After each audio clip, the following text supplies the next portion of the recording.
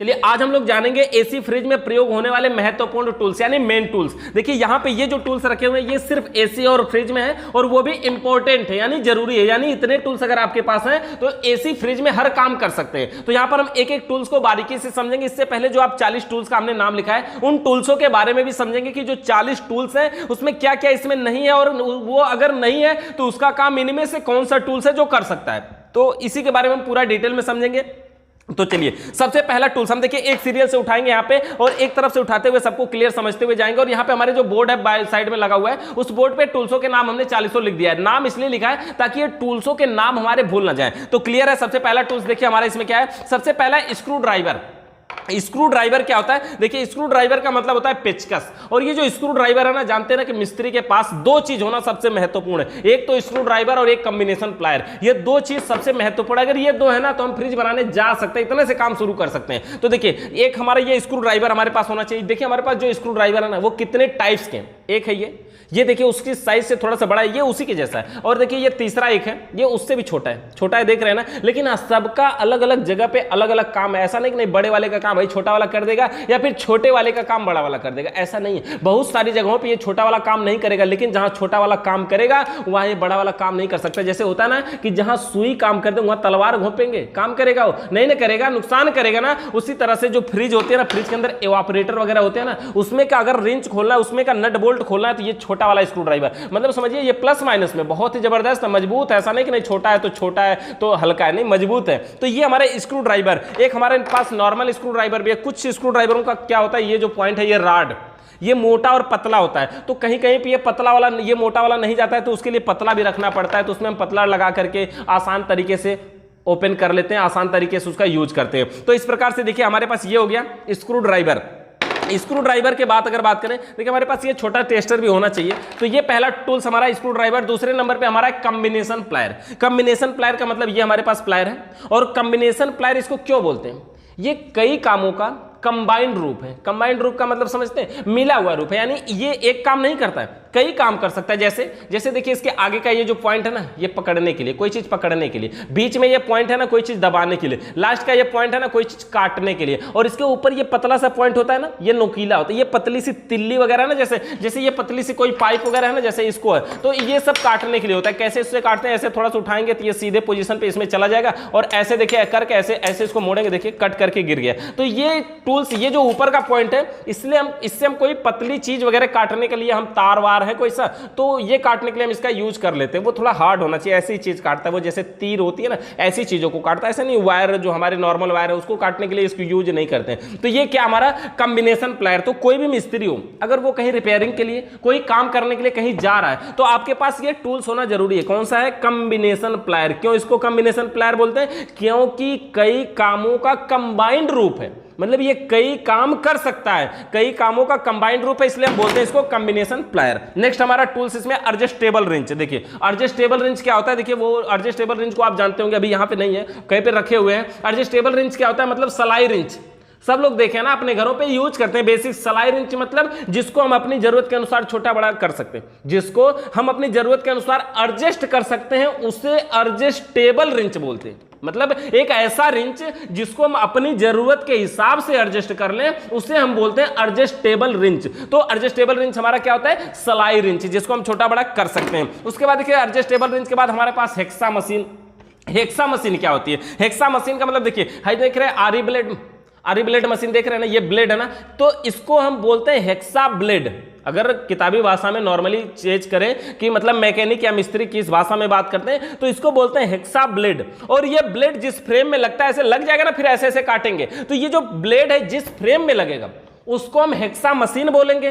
और ये क्या है? ये है हेक्सा ब्लेड। समझ गए ना? इसका कई लोहा वगैरह काटने के लिए यूज करते हैं। बेसिक सा है, जहां पे हमारे ये नॉर्मल टूल्स नहीं काटते वहां पे हम इसको काटते हैं। कोई अंदर है कुछ घिस के काटना है, कोई ताला वाला, मतलब समझ रहे हैं ना, कोई लॉक है या कोई लोहा है, तो ऐसी चीजों को हम काटने के लिए इसकी भी जरूरत पड़ती है हमारे एसी फ्रिज में। तो ये क्या हमारा है? ये हेक्सा ब्लेड है। और ये ब्लेड जिस फ्रेम में लगता है उसको हम क्या बोलते हैं? Hexa machine. मशीन होती है ना, वो पानी देने की मशीन को हम मशीन बोलते हैं ना, वैसे ये फ्रेम जिसमें लगता है वो एक प्रकार की मशीन ही बनाई गई है ना, तो हो गया हेक्सा मशीन। अगला पार्ट हमारा हैमर।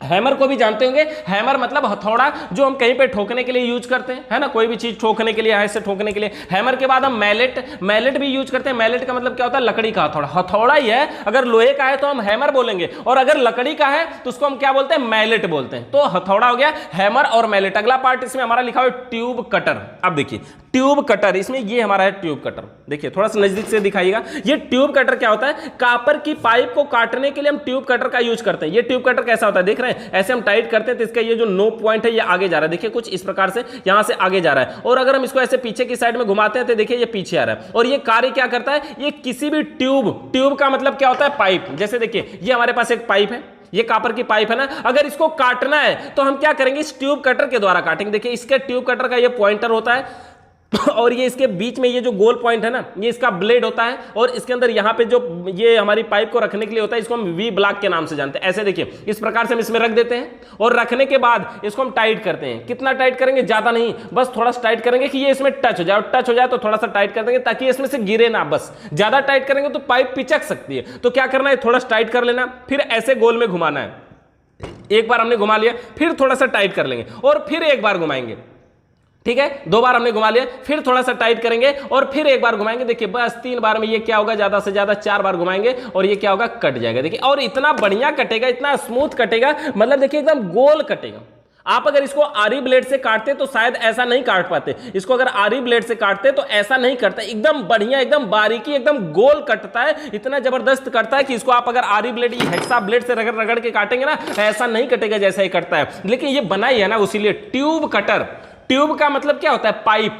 ट्यूब का मतलब पाइप होता है। जैसे हमारे साइकिल में ट्यूब यूज होता है ना, ट्यूब पंचर हो जाता है ना, ट्यूब का मतलब होता है पाइप। उसमें क्या होती है? हवा भरी होती है ना, उसी तरह से ये भी ट्यूब है। और ट्यूब को काटने वाले कटर को ट्यूब कटर बोलते हैं। ट्यूब मतलब पाइप को, काटने वाले कटर को ट्यूब कटर के नाम से जाना जाता है। ये क्या हमारा है? Tube cutter. ट्यूब कटर और भी बनावट के हिसाब से आते हैं, डिजाइन के हिसाब से आते हैं। कुछ जगह ऐसी होती है ना, ये जो ट्यूब कटर है इसकी जो साइज है, अब देखिए यहां पे ऐसे पकड़ के हम इसको घुमा ले रहे हैं, ठीक है, घुमा ले रहे हैं। तो कुछ जगह ऐसी होती है, एसी फ्रिज की जो पाइपें लगी होती है, तो उसमें ये घुमाने के लिए ये इतनी ऊंची है ना, तो जगह नहीं मिलती। तो क्या होता है? एक ट्यूब कटर छोटा भी आता है, गोल भी आता है। छोटा जो होता है इससे सस्ता भी रहता है, इतने बड़ा रहेगा, वो पाइप को ऊपर ही धीरे धीरे घूम लेगा, इतने जगह में, कम से कम जगह में घूम लेगा, तो वो भी ट्यूब कटर होता है। ट्यूब कटर मतलब किसी भी प्रकार का पाइप को काटने वाले टूल्स को ट्यूब कटर बोलते हैं। और ये ट्यूब कटर है, और ट्यूब कटर की बनावट और भी तरीके की होती है, ये बताने का मकसद। तो ये हो गया हमारा ट्यूब कटर। अच्छा, ट्यूब कटर के बाद होती है फाइल। फाइल मतलब रेती। रेती क्या होती है? कहीं पे कोई जंग वगैरह लग गया, कोई मतलब उसको छुड़ाना है, साफ करना है, तो वहां पे हम रेती का यूज करते हैं। वो गया हमारा फाइल। फाइल के बाद देखिए हमारे टूल्स में क्या है? स्वांगी टूल। अब देखिए ये हमारा स्वांगी टूल।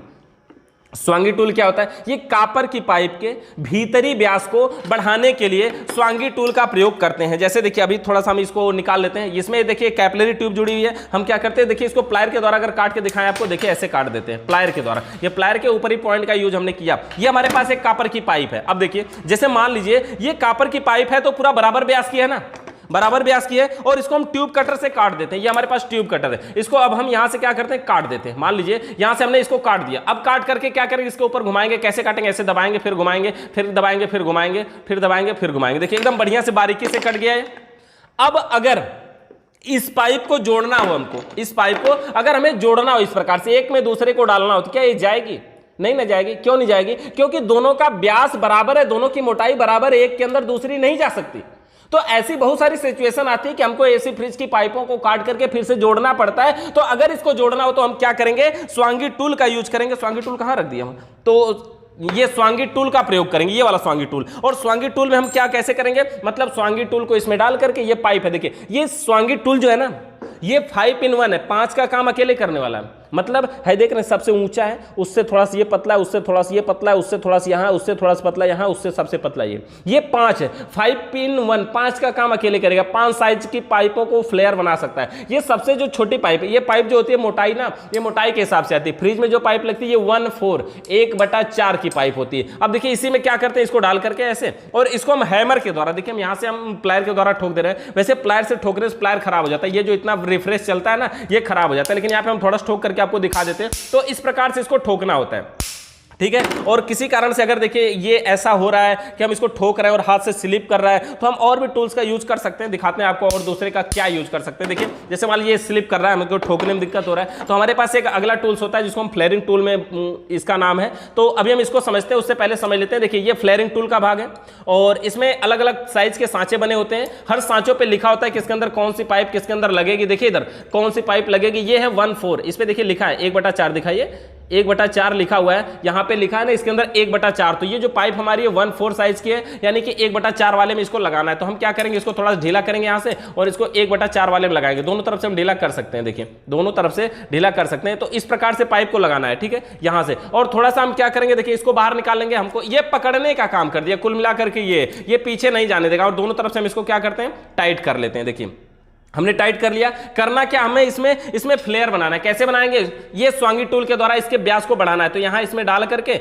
इसको, और देखिए अभी ये जा नहीं रहा है, तो इसको हम क्या करेंगे, ये प्लायर के द्वारा अभी ठोक रहे हैं, ये हैमर के द्वारा आपको ठोकना है। देखिए एक बार में हमने ठोका तो ये जो आगे का पॉइंट है, एक नोब, इसका एक जो बारी है ये चला गया इसमें। ये जो पहली बारी होती है ना, ये 1/4 साइज के हिसाब से ही बनी होती है। तो ये तो पहला चला गया, लेकिन पहला चला गया इसका मतलब ये नहीं हुआ कि पाइप फैल गई, नहीं। अभी ये पाइप अगर हम इसको डालते हैं इसमें तो ये नहीं जाएगा। तो क्या करना होगा, अगर ये इसका नोब का पहला के बाद दूसरा पॉइंट इसमें चला जाता है तो समझिए इसका व्यास बढ़ जाता है। तो कैसे करेंगे, इसी में डालना है और फिर इसको ठोकना है। थोड़ा सा देखिए एक बार में कंप्लीट नहीं ठोक देना कि पूरा फैल जाए, नहीं। ये व्यास जो है ना किनारे किनारे का वो टेढ़ा हो जाएगा। 1-2 बार ठोकने के बाद फिर रुक जाएंगे, फिर इसको ठोकेंगे फिर रुक जाएंगे, फिर इसको इसी में ठोकेंगे लगा करके और देखिए फिर रुक जाएंगे। इसी प्रकार से 3-4 बार करेंगे। ऐसे निकाल करके देख लेंगे कहीं टेढ़ा तो नहीं हो रहा है। और देखिए 3 से 4 बार ठोकेंगे। देखिए हमने यहाँ पे कंप्लीट इसको कर दिया। देखिए इसका व्यास बड़ा हो चुका है ऑलरेडी। देखिए हमने इसको बना दिया बढ़िया।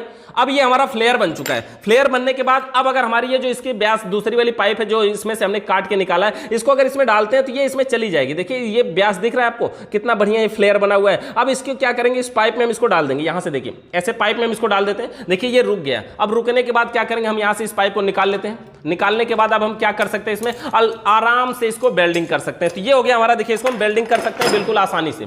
ये पाइप हमारे इसमें चली गई ना, यानी कि कॉपर की पाइप के भीतरी व्यास को बढ़ाने के लिए हम किस टूल का यूज करते हैं, स्वांगी टूल का। ये स्वांगी टूल है, सुम्मी के आकार का बना होता है ना, गांव में लोग बोलते हैं ना ये सुम्मी के आकार का है। तो कॉपर की पाइप के भीतरी व्यास को यानी अंदर के व्यास को बढ़ाने के लिए स्वांगी टूल का प्रयोग किया जाता है। क्लियर हो गया। देखिए यहां पे ऐसा नहीं कि नहीं ये जुड़ गया छोड़ देंगे, नहीं, इसके ऊपर वेल्डिंग करना पड़ता है। लेकिन फिर भी नॉर्मल पाइप को ऐसे समझ रहा है, ऐसे सटा, देखिए कितना हार्ड गया। ऐसा नहीं कि ऐसे सटा करके वेल्डिंग कर देंगे तो उसमें क्या होगा, ब्रिजिंग रडवा अंदर टपक के चला जाएगा ना, तो ये जाम हो जाएगा। तो हमें क्या करना है, इसको व्यास को बढ़ाना है और आसान तरीके से पाइप को उसमें डालना है और बाद में इसको वेल्डिंग करके इसको जोड़ देना है। तो अभी हम जोड़ना भी आपको सिखाएंगे। उससे पहले देखिए हमारा ये क्लियर हुआ, स्वांगी टूल मतलब इसका कार्य क्या है, कॉपर की पाइप के भीतरी व्यास को बढ़ाने के लिए स्वांगी टूल का प्रयोग किया जाता है। ये हो गया हमारा स्वांगी टूल। अगला टूल्स देखते हैं, इसमें क्या हमारा फ्लेयरिंग टूल।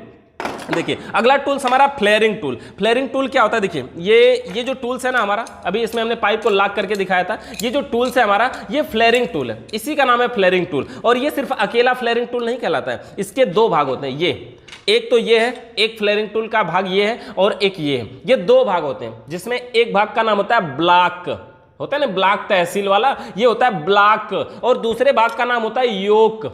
एक का नाम है ब्लॉक और दूसरे का नाम है योक, और दोनों मिलकर के क्या है, फ्लेयरिंग टूल। अच्छा, इसका कार्य क्या होता है, इसका कार्य होता है कॉपर की पाइप में फ्लेयर बनाना। फ्लेयर बनाने का मतलब क्या हुआ, जैसे देखिए ये हमारी कॉपर की पाइप है, एक पाइप है ना, ये पाइप है, इसमें से एक नट निकाल लेते हैं। ये जो नट है ना, ये नट का नाम है फ्लेयरिंग नट। और अगर इस नट को इस पाइप में, ये पाइप हम इसमें डाल दिए, इस नट को इस पाइप में, देखिए ये नट को बनावट देख लीजिए थोड़ा सा, देखिए कैसा है। इस नट की बनावट ऐसी है कि ये पीछे के सिरा इसका पतला होता है, आगे का सिरा इसका मोटा होता है। ये कॉपर का बना होता है, पीतल के जैसा है ना, देख रहे हैं ये पीतल का है। तो ये नट है हमारा फ्लेयरिंग नट। ये मार्केट में महंगा आता है, साइज के हिसाब से भी आता है। और यहाँ पे अभी इस पाइप में अगर देखेंगे तो हम इधर से अगर डाल रहे हैं तो ये इधर से निकल जाएगा, इधर से डालिए इधर से निकल जाएगा, देख रहे हैं ना। मतलब ये फ्लेयर बनाएंगे हम, क्या करेंगे, इस पाइप को, इसका जो एक तरह का व्यास है ना, उस स्वांगी टूल के नहीं, ऐसे कॉलर की तरह, मतलब फूल की तरह, देखिए जैसे इसमें थोड़ा सा बना हुआ आपको दिख रहा होगा, इसमें देख रहे हैं, तो ऐसे फूल की तरह हमें इसको बढ़ाना है, ताकि अगर हम ये नट को अंदर डालें तो ये बाहर ना निकले। और अगर ये बाहर नहीं निकलेगा तो यहाँ पे हम कोई गेज वगैरह लगा के टाइट कर सकते हैं, क्योंकि इस नट में अंदर की साइड में चूड़ियां बनी होती हैं।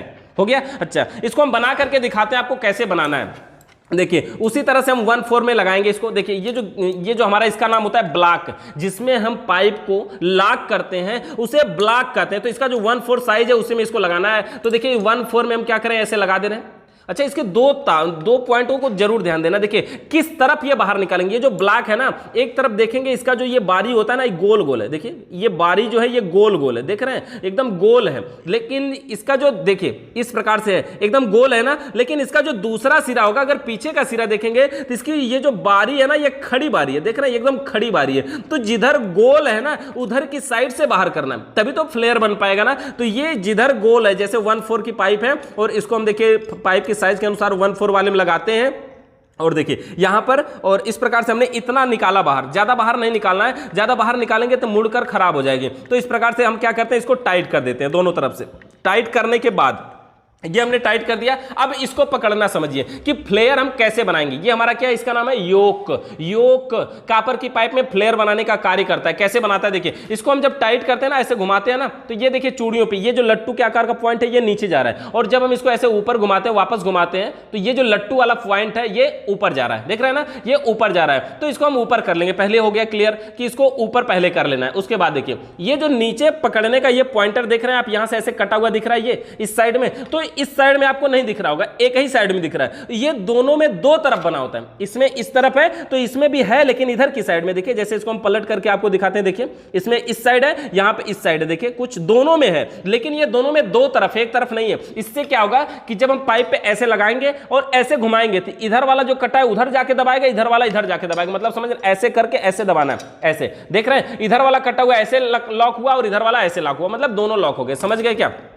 ध्यान से देखिए, यहां पे ये एक तरफ कटा हुआ है, ये दूसरी तरफ कटा हुआ है, देख रहे हैं ना इसका कट कैसा बना हुआ है। तो ये पाइप पे जाके फंसता है, इसको हमने सीधा करना है। ये लट्टू का पॉइंट ऐसा ध्यान देना है कि ये पाइप के बीच में जाए, ऐसे इस प्रकार से इसको सीध में रखना है और इसको थोड़ा सा घुमा लेना है। ये लट्टू के आकार का पॉइंट देखिए पाइप के बीच में है थोड़ा सा, लेकिन ऊपर दिख रहा है ना, कोई बात नहीं, अभी हम इसको टाइट करते लेके जाएंगे तो ये देखिए उसके अंदर जाएगा, पाइप के बीच में जाना चाहिए। तो इसको बस यही ध्यान देना कि पाइप के बीच में जाना चाहिए। देखिए यहां पर देखिए ये पाइप के बीच में जाएगा, अभी ये देखिए पाइप के बीच में जा रहा है ना। और इसको हाथ से पकड़ने का भी तरीका देखिएगा, ये दोनों के साथ कैसे पकड़ेंगे। एक उंगली ये वाली लगी हमारी जो इधर की खींच रही है, इधर से अंगूठा है जो उधर की दबा रहा है, इसी प्रकार से इसको पकड़ना है, कुछ नहीं है, आसानी से इसी प्रकार से पकड़ना है और फिर इसको अब टाइट करना है। अब देखिए थोड़ी सा टाइट कर देंगे अगर, तो अब ये पाइप के बल पे लोड हो गया। देखिए अब ये गिरेगा नहीं इसमें से, देख रहे हैं ना, अब ये इसमें से गिरेगा नहीं। अब इसको क्या करना है, आपको उसी तरह से पकड़ना है, इसको ऐसे पकड़ना है और क्या करना है, इसको टाइट करना है। टाइट कर दिया एक बार, फिर बैक कर लेना है, पूरा कंप्लीट नहीं टाइट करना, थोड़ा सा आधा चूड़ी टाइट करना है और फिर दोबारा इसको थोड़ा सा टाइट करना है, फिर बैक कर लेना है, फिर थोड़ा सा टाइट करना है, फिर बैक कर लेना है, फिर थोड़ा सा टाइट करना है, फिर बैक कर लेना है। ऐसे 3-4 बार करेंगे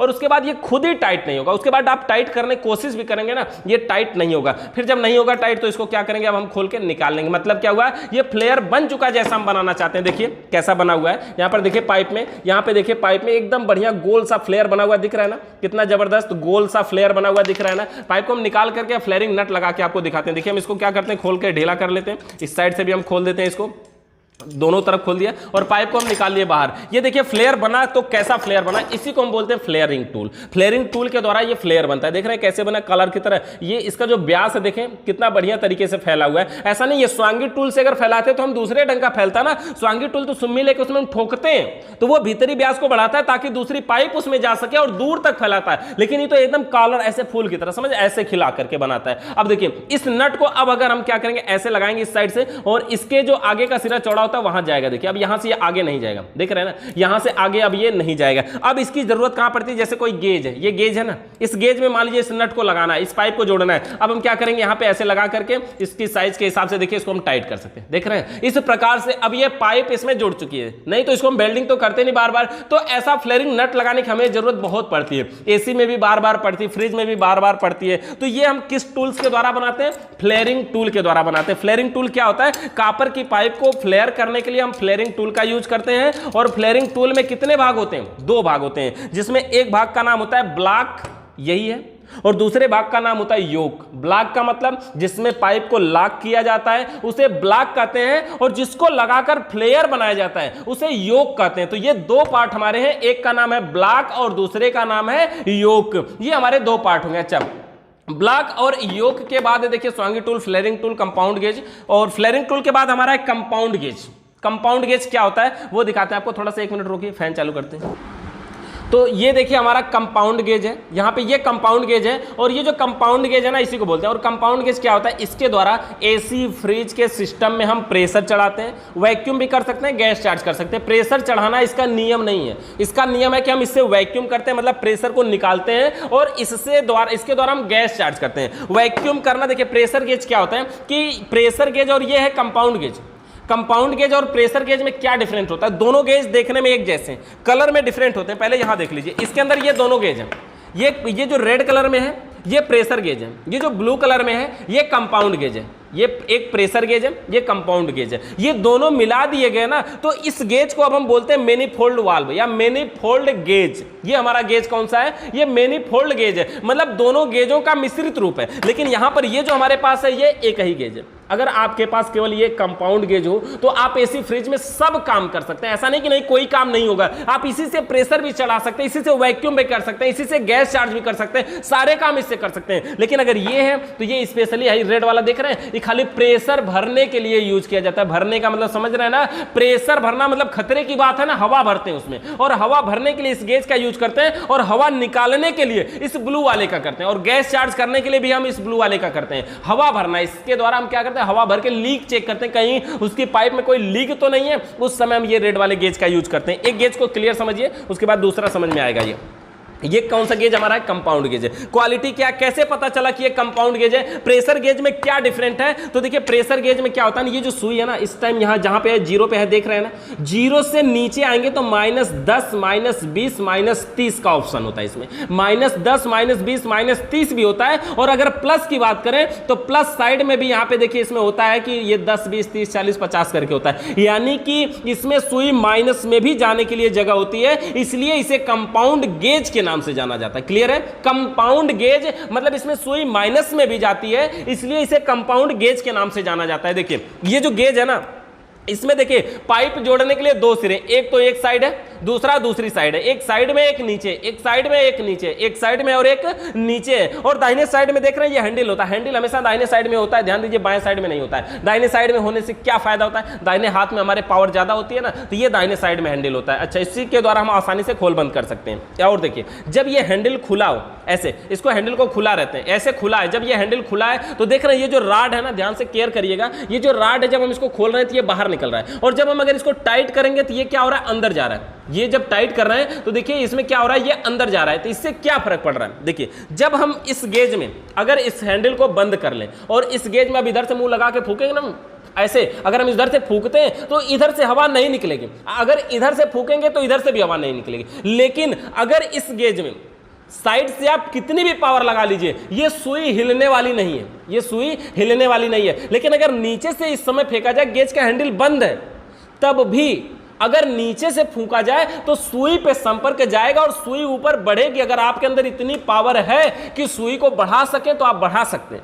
मतलब समझ रहे हैं, गेज का हैंडल बंद कर देने के बाद भी ये जो नीचे का संपर्क है वो सुई से डायरेक्ट होता है, लेकिन जब हैंडल बंद करते हैं तो साइड वाला बंद हो जाता है। जानते हैं इसमें बंद क्या होता है, ये जो राड की तरह है ना, जब हम टाइट कर रहे हैं तो अंदर निकल के जा रहा है ना, तो ये अंदर जा करके यहीं पे इस वाले पॉइंट को, इस वाले रास्ते को बंद करता है, नीचे वाले को नहीं बंद करता है। नीचे वाले का संपर्क सुई से बना रहता है, समझ गए। इसलिए अगर हम फ्रिज में प्रेशर भर रहे हैं, मान लीजिए कि फ्रिज में प्रेशर भर रहे हैं, तो इसका कौन सा भाग फ्रिज में लगेगा, नीचे वाला। क्यों, क्योंकि फ्रिज में कितना प्रेशर भरा है वही तो हमें चेक करना है।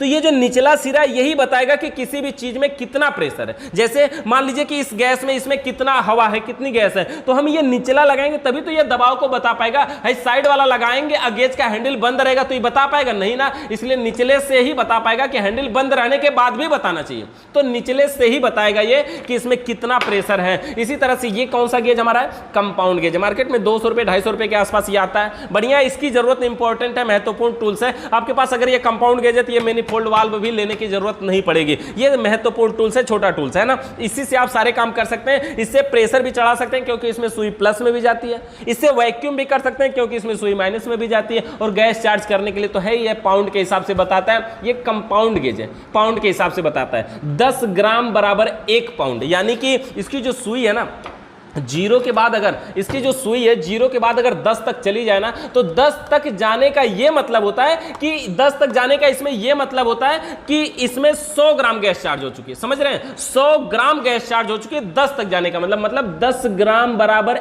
1 पाउंड। इस पे ध्यान दीजिएगा, ये मैथ की भाषा में नहीं, कंपाउंड गेज के हिसाब से। मैथ की भाषा में भी कोई मैथ पढ़ने वाले होंगे तो कहेंगे 453 ग्राम बराबर 1 पाउंड होता है। आप गूगल में सर्च करिए 453 ग्राम दिखाता है, लेकिन ये कंपाउंड गेज के हिसाब से 10 ग्राम बराबर 1 पाउंड है, तो 10 पाउंड बराबर क्या होगा, 100 ग्राम हो जाएगा। तो ये कौन सा गेज हमारा है, कंपाउंड गेज है। अच्छा, कंपाउंड गेज के बाद क्या हमारा प्रेशर गेज हो गया। अच्छा, प्रेशर गेज, कंपाउंड गेज और ये मैनिफोल्ड वाल्व। अगर ये अलग होता, ये अलग था तो हमारा कंपाउंड गेज है, ये अलग होता तो ये हमारा प्रेशर गेज है। दोनों मिल गया तो मैनिफोल्ड गेज यानी मैनिफोल्ड वाल्व। देखिए अब समझिए, इसके अंदर से देखिए टोटल 3 पाइपें हैं, देख रहे हैं यहां पर, इसमें से 3 पाइपें निकली हुई हैं और पाइपों का कलर भी देख सकते हैं कि जो ब्लू वाले उसके नीचे ब्लू निकलता है, जो रेड वाली उसके नीचे से रेड निकलता है और जो येलो वाली वो बीच से निकलता है। इसका मतलब ये हुआ, ये जो बीच वाली पाइप होती है ना, इसमें ये इनपुट होती, इनपुट, इन का मतलब जहां से हम गैस को अंदर लेते हैं, और ये जो दोनों है ये दोनों के दोनों आउटपुट है। ये इनपुट एक ही है और आउटपुट 2 है। अच्छा, इनपुट का क्या मतलब हुआ, जैसे मान लीजिए कहीं से हमें हवा भरना है, इसमें से गैस भरना है ना, इस कैन में से गैस भरना तो ये कैन में लगेगी, और फ्रिज में भरना है तो ये वाली जो पाइप है ये फ्रिज में जाके लगेगी। समझ गया ना, इनपुट का मतलब ये बीच वाला जो पॉइंट है ये इनपुट है और ये वहां लगेगा जहां से गैस आएगी, और ये दोनों पॉइंट वहां लगेंगे जहां पे गैस जाएगी। अब समझिए, दोनों पॉइंट का मतलब कंफ्यूज मत होइएगा, दोनों पॉइंट का मतलब ये होता है कि जिस गेज का हमें यूज करना है, जैसे कंपाउंड गेज का यूज करना है तो कंपाउंड गेज के नीचे वाली पाइप को हम लगाएंगे आउटपुट में, और अगर हमें प्रेशर गेज का यूज करना है तो प्रेशर गेज वाली पाइप को हम लगाएंगे आउटपुट में। इस प्रकार से लगाना है। एक टाइम में एक ही गेज का हम यूज करते हैं, दोनों एक साथ नहीं चलते हैं, एक टाइम में एक ही का यूज करते हैं। और क्या कंडीशन क्या है कि जिस गेज का यूज करेंगे उसका हैंडल खुला रहेगा, ऐसे ये खुला रहेगा, और जिसका यूज हम नहीं करेंगे उसका हैंडल बंद रहेगा। मतलब एक टाइम एक ही हैंडल खुला रहेगा। अब देखिए, इसको भी खोल दिए, इसको भी खोल दिए तो हवा दोनों तरफ से निकल जाएगी। समझ गए। देखिए क्या होता है, जब हम इस बीच वाले पॉइंट से गैस इन करती है तो यहां से जाएगी। अब देखिए, ये हैंडल बंद है तो क्या हमने बताया कि ये यहां से बंद कर देगा, साइड वाले को बंद करता है। नीचे का संपर्क सुई से डायरेक्ट रहती है ना, नीचे का संपर्क सुई से डायरेक्ट रहती है ना, तो अब ये हैंडल बंद है, यानी कि इस गेज में हवा नहीं आएगी, इस रेड वाले गेज में, लेकिन ये ब्लू वाले में तो आएगी ना। अब ये ब्लू का हैंडल खुला है तो ये बीच से इन होगा, ब्लू वाला खुला होने के कारण ये ब्लू वाले से निकल जाएगा।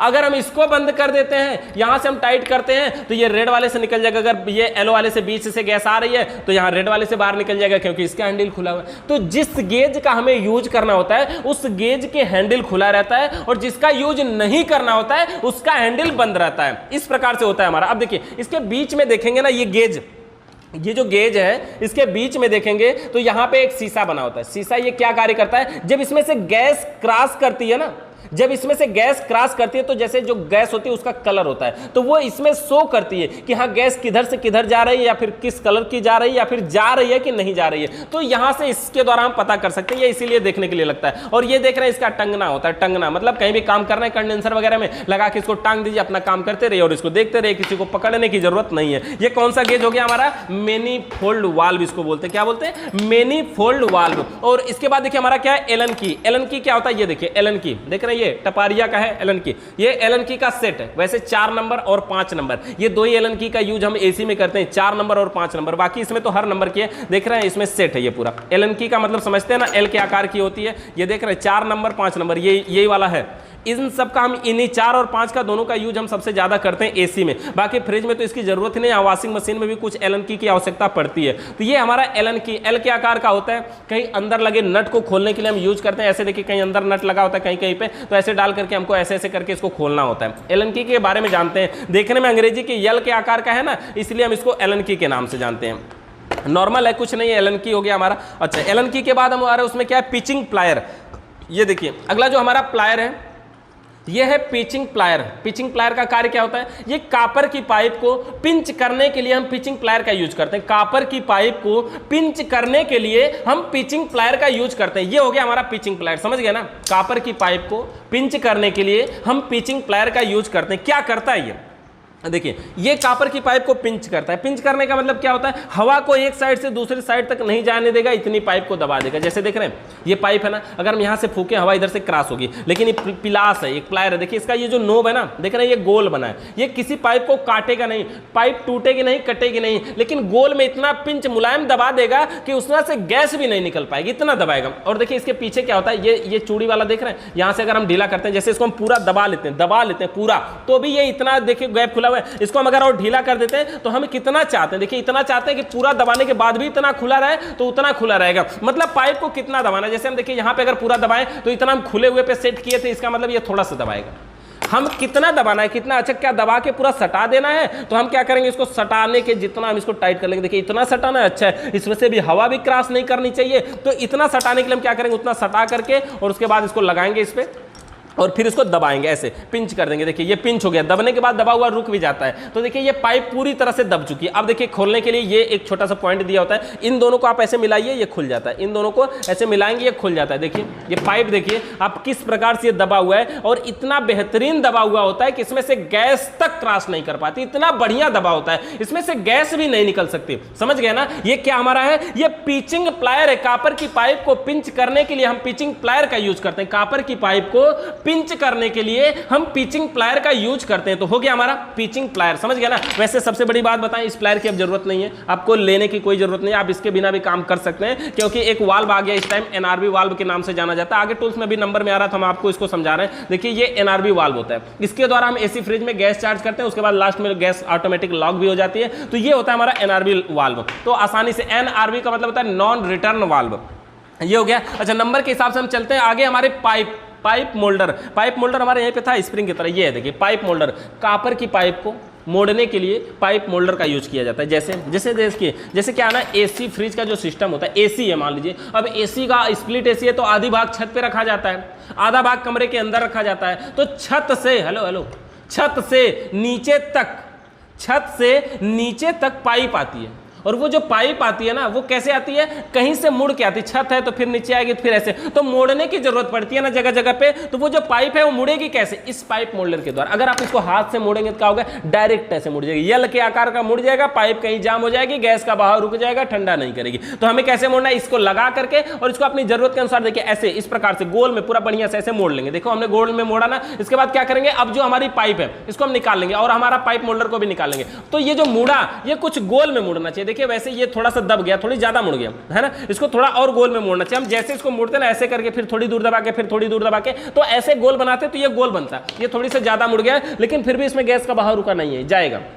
अच्छा इस प्रकार से कॉपर की पाइप को सुव्यवस्थित यानी बढ़िया तरीके से मोड़ने के लिए हम पाइप मोल्डर का यूज करते हैं। पाइप मोल्डर ये स्प्रिंग की तरह भी आता है, और भी तरीके के आते हैं, और भी इसकी बनावट अलग अलग तरीके की होती है। पाइप मोल्डर अभी आप गूगल में सर्च करिएगा, अलग अलग प्रकार के आपको टूल्स देखने को मिलेंगे। तो पाइप मोल्डर का कार्य क्या होता है, कॉपर की पाइप को मोड़ने के लिए हम पाइप मोल्डर का यूज करते हैं। कॉपर की पाइप को मोड़ने के लिए हम पाइप मोल्डर का यूज करते हैं, हो गया। अच्छा इसके बाद हमारा टूल्स में देखिए पाइप मोल्डर हो गया, हमारा ब्लैंप टेस्टर हो गया, कंटिन्यूटी टेस्टर। ये जो नॉर्मल टेस्टर है ना, इसी को हम बोलते हैं ब्लैंप टेस्टर। लैंप जलता है ना, तो ब्लैंप टेस्टर हो गया, लाइट में लगा चेक करते हैं लाइट है कि नहीं है। और कंटिन्यूटी टेस्टर देखिए ऐसा, ये देख रहे हैं कुछ टूटा हुआ है, मेन टूल्स अभी मिल नहीं रहा था, लॉकडाउन की वजह से क्लास नहीं चल रहा है, तो जो टूल्स हैं अपने पास पुराने बचे हुए उन्हीं में से दिखा रहे हैं। ये देखिए कंटिन्यूटी टेस्टर है, इनके जो ऐसी बनावट होती है, जब दोनों को टच करवाएंगे इसके अंदर रेड कलर का बल्ब जलता है, वो लगा होता है, छोटी बैटरी भी लगी होती है। ऐसे हम टच करवाते हैं तो इसमें बल्ब जलता है, ऐसे टच करवाते हैं तो इसमें बल्ब जलता है। ये क्या है, कंटिन्यूटी, मतलब यहां से यहां अगर हम रखते हैं, अगर ये सही होता है तो इसमें बल्ब जलता है। तो ये कंटिन्यू मतलब एक पॉइंट से दूसरे पॉइंट में लाइट कंटिन्यू जा रही है कि नहीं जा रही है, ये जानने के लिए हम यहां पे कंटिन्यूटी टेस्टर का यूज करते हैं कि एक पॉइंट से दूसरे पॉइंट में लाइट कंटिन्यू जा रही है कि नहीं जा रही है, यही जानने के लिए हम कंटिन्यूटी टेस्टर का यूज करते हैं। उसके बाद अगले पॉइंट पे हमारा इंसुलेटर कटर। इंसुलेटर कटर मतलब जानते हैं, वायर कटर मतलब तार को काटने वाला। ये देख रहे हैं तार को काटने वाला। अब तार के ऊपर जो रबड़ या पीवीसी का बना होता है ना, जो प्लास्टिक, उसको हम इंसुलेटर के नाम से जानते हैं। और अगर उसी को काटने वाले कटर को हम इंसुलेटर कटर कहते हैं। तार को बार बार दांत से नहीं छीलना चाहिए, मिस्त्री आदमी है ना, आपको बार बार छीलने की जरूरत पड़ सकती है ना, तो इसलिए उसमें जानते हैं वो जो तार का रबड़ पीवीसी होता है, दांत में कहीं फंस जाता है ना, कैंसर जैसी बीमारी होने की भी संभावना होती है। तो इसलिए हमें क्या करना चाहिए कि हमें हमेशा इस वायर जो इंसुलेटर कटर है, इसी के द्वारा हमें वायर को छीलना देना चाहिए, सही करना चाहिए या काटना चाहिए। दांतों का यूज कम से कम करना चाहिए। जैसे कोई मिस्त्री नहीं है, कभी कभी यूज है तो हाँ मान लीजिए हो गया एक आध बार, लेकिन अगर कोई हमेशा यूज करता है ना तो उसके लिए ये इंसुलेटर कटर होना जरूरी है, वायर कटर होना जरूरी है। ये हो गया हमारा इंसुलेटर कटर। इसके बाद हमारा क्या वाइस टूल्स। वाइस टूल्स क्या होता है, देखिए ये बढ़ई लोग रखते हैं जो मेज ब्रेंच पे नहीं कोने में लगा के सेटिंग कर लेते हैं, वो इसकी जरूरत नहीं यार, उसको आगे बढ़ते हैं। और इसके बाद अगला पॉइंट हमारा बेल्डिंग गन। अब देखिए हम आपको बेल्डिंग करके भी दिखाएंगे, उससे पहले हम आपको थोड़ी सी बेल्डिंग गन के बारे में समझा देते हैं। बेल्डिंग गन का यूज कैसे करते हैं वो भी समझेंगे। देखिए ये बेल्डिंग गन का कैन हम इसको रख देते हैं साइड में। है क्या, ये बेल्डिंग गन है और एक ये भी बेल्डिंग गन है। ये दो बेल्डिंग गन है दोनों बेल्डिंग गन, लेकिन दोनों में डिफरेंट है। ये छोटा बेल्डिंग गन है, ये बड़ा बेल्डिंग गन है। इसको आप कहीं पे आसानी से लेके जा सकते हैं। इसको लेके जाने के लिए बड़का वाला सिलेंडर लेके जाना पड़ेगा। देख रहे हैं ये बड़ा वाला सिलेंडर, ये 5 लीटर वाला है। ऐसे सिलेंडर के साथ में यूज किया जाएगा ये बड़ा बेल्डिंग गन, लेकिन हाई छोटका वाला बेल्डिंग गन जो है ना, ये इसके साथ यूज किया जाएगा। देख रहे हैं ये कैन के साथ, मतलब आपको इतना चीज लेके जाइए, आराम से किसी के घर बेल्डिंग कर लीजिए। बड़ा सिलेंडर बड़ा बेल्डिंग गन लेके जाएंगे, बड़ी सारी समस्या होंगी। ये छोटा बेल्डिंग है, देखिए इसके आगे की ये जो पत्ती अलग से आती है, इतना बेल्डिंग गन में आता है। ये हमारा बेल्डिंग गन है, बेल्डिंग करने वाली ये गन है। ऐसा इसमें होता क्या है, देखिए इसके पॉइंट में ये इसका नो पॉइंट होता है। इसको हम क्या करते हैं, ऐसे इसको हम ऑन ऑफ करते हैं, ये घुमाने के लिए ये ऑन ऑफ करने वाला पॉइंट होता है। और ये बीच में पॉइंट है, इसको लगाना कैसे, ये हमारा एलपीजी ये गैस का कैन है। देखिए एलपीजी गैस नहीं होती, इसके अंदर ब्यूटेन गैस है। देख रहे हैं ब्यूटेन गैस है। और इसका जो हम एमआरपी दिखा है, इसमें लिखा है 225 ग्राम 260 रुपए का। देख रहे हैं 225 ग्राम 260 लिखा है। 100 रुपए का मार्केट में मिल जाएगा आसानी से। 80-100 का भी मिलता है, 80 रुपए में मिलता है, 90-100 में मिल जाता है आसानी से, किसी को भी मिल जाएगा। तो ये हमारा ब्यूटेन गैस है। अब ये जो गैस है, इसी गैस पर इस बेल्डिंग गन को लगाना है। ये छोटा बेल्डिंग गन, देखिए ये इसके पार्ट खुलते भी हैं, हम आपको यहाँ से भी दिखा देते हैं थोड़ा सा। ये यहाँ से इसके पार्ट खुलते हैं अलग से, ये देख रहे हैं ना, बंदूक की गोली की तरह लगता है देखने में। इस प्रकार से इसके पार्ट खुलते हैं। और यहाँ से भी देखिए इसका ये दूसरे पार्ट भी खुलता है, ये बीच से भी, इसके बाद भी यहाँ से खुल जाता है। 2-3 जगह से खुलता है। कभी कभी ये जाम हो जाता है तो खोल करके इसको साफ भी करना पड़ जाता है। तो देखिए इसको लगाना कैसे, ऐसे सेट करना है, यहाँ पे दबाना है, यहाँ पे सीधा सीधा इसी के कटे हुए खाने में दबा के इसको थोड़ा सा घुमा लेना है। ये लग के सेट हो गया। अभी हम इसको चला करके दिखा रहे हैं, उससे पहले इसको भी समझ लेते हैं। ये बड़ा बेल्डिंग गन है, ये छोटा बेल्डिंग गन। ये जो बड़ा वाला है ना, देखिए इसको क्या करना है, इसको यहाँ से ऑन ऑफ करने वाला हैंडल दिया गया है। यहाँ से ये आग फेंकेगा और है कहाँ लगेगा, बड़का वाला रेगुलेटर में। है 5 लीटर वाले के अलावा अगर आपके पास 14 लीटर वाला जो घरों में खाना बनाने के लिए हम यूज करते हैं, उसमें भी ये काम कर जाएगा। लेकिन जानते हैं क्या डिफरेंट है। पहली बात तो किसी के घर जाएंगे तो अपना कैन लेके जाना चाहिए, उसके गैस को यूज नहीं करना चाहिए। दूसरी बात, इस बड़े वाले बेल्डिंग गन का यूज आपको कब करना चाहिए, जब आपकी कोई स्थिर दुकान हो, शॉप हो, और लोग जिस चीजों को वहां लेकर आते हो बनाने के लिए, वहां पे आपको ये बड़ा वाला रखना चाहिए। कारण क्या है, ये जो कैन है ना, आप देखा है, हम आपको 100 रुपए में हमने आपको बताया कि 225 ग्राम मिलता है। इसका मतलब 225 मतलब लगभग 1 लीटर का रेट लगभग 400 रुपए के आसपास है। सोच रहे हैं ना, 400 रुपया किलो ये ब्यूटेन गैस मिल रही है। और जो एलपीजी गैस आप लेंगे 100 रुपये में 1 किलो मिल जाएगी। तो अगर आपकी स्थिर दुकान है तो एक सिलेंडर रखिए, एक बड़ा बेल्डिंग रखिए, बेल्डिंग करते रहिए, हमेशा बढ़िया काम करेगा। ये छोटा वाला थोड़ी सी महंगा पड़ जाता है, इसीलिए आप बड़ा वाला बेल्डिंग गन भी रख सकते हैं अगर आपके पास। लेकिन चाहे तो छोटे वाले से भी पूरा काम कर सकते हैं। एक समस्या होती है, इसमें गैस रिफिल नहीं होती। आप इसकी गैस को इसमें भर लें, ऐसा नहीं होता। अभी वीडियो देखेंगे तो बहुत सारी मिल जाएगी, लेकिन वो सक्सेस नहीं है या कुल मिला के है ही नहीं। तो इस प्रकार से इसमें गैस दोबारा नहीं भरा जा सकता और इसको यूज करके फेंक दिया जाता है, दूसरा फिर से खरीद के लाया जाता है। अच्छा, ये हो गया हमारा देखिए बड़ा बेल्डिंग गन। इसका ये रेगुलेटर, इसको हम बोलते हैं रेगुलेटर, मतलब इसको घुमा करके ऑन ऑफ करने वाला। चलिए इसके द्वारा हम करते हैं क्या, पाइप को बेल्डिंग करते हैं, जोड़ते हैं। अच्छा, पाइप को हम कोई जोड़ करके देखते हैं कि अभी हमने एक पाइप को यहाँ पे फ्लेयर बनाया था, एक फ्लेयर बनाया था। कहाँ गया वो पाइप, ये वाली पाइप है, ये वाली पाइप नहीं है। यहाँ पे एक पाइप हमारी और थी, तो ये पाइप थी, शायद हमने इसी को पिंच कर दिया। देखिए ये वाली पाइप थी, इसी को हमने पिंच कर दिया। तो चलिए हम इसको फिर से बना लेते हैं, ट्यूब कटर से इसको हम काट देते हैं। और इसी पाइप को हमने वो स्वांगी टूल के द्वारा इसके भीतरी व्यास को बढ़ाया था ना, इसलिए अब इसको हमें क्या करना है, इसको हम फिर से ट्यूब कटर से देखिए इस प्रकार से काट लेंगे, लगा करके ट्यूब कटर से हमने काट दिया। और इसको हम फ्लेयर बना लेंगे, किसी एक को बना सकते हैं। तो चलिए हम इसी को बना लेते हैं, ये जो सीधा वाला पॉइंट है। फ्लेयर कैसे बनाते हैं, इसमें ये हमारा क्या है, इसका नाम ब्लॉक। ब्लॉक में पाइप को लगाएंगे, लॉक करेंगे, जिस साइज की पाइप है उसी साइज में लगाएंगे। 1/4 की पाइप है, 1/4 वाले में लगाएंगे और इसको टाइट कर देंगे दोनों तरफ से। और टाइट दोनों तरफ से करने के बाद क्या करेंगे, कौन सा टूल्स लेंगे, स्वांगी टूल, जो सुम्मी के आकार का बना होता है, ये वाला हमारा स्वांगी टूल। इसको बीच में ऐसे डालना है और ये प्लायर के द्वारा इस पर ठोकना है। यहाँ पे एक बार ठोका हमने, पहला वाला व्यास पूरा चला गया। उसके बाद फिर से ऐसे 2 बार 3 बार ऐसे हम थोड़ा थोड़ा ठोक करके फिर इसको निकाल के देख लिया करेंगे। बार बार इसको लगातार नहीं ठोकना है, बार बार ठोकने, लगातार ठोकने से क्या होगा, ये पाइप के फटने की संभावना होती है, पाइप फट सकती है। तो इस प्रकार से देखिए हम इसको ठोक लेते हैं। और ये दूसरा पार्ट भी इसमें ठोक लिया हमने। ये फ्लेयरिंग टूल का काम हो गया, फ्लेयर बन चुका है। इसको हम यहाँ से हटा करके इसको पाइप को निकाल लेते हैं, इधर से भी ढीला कर लें तब निकलेगा।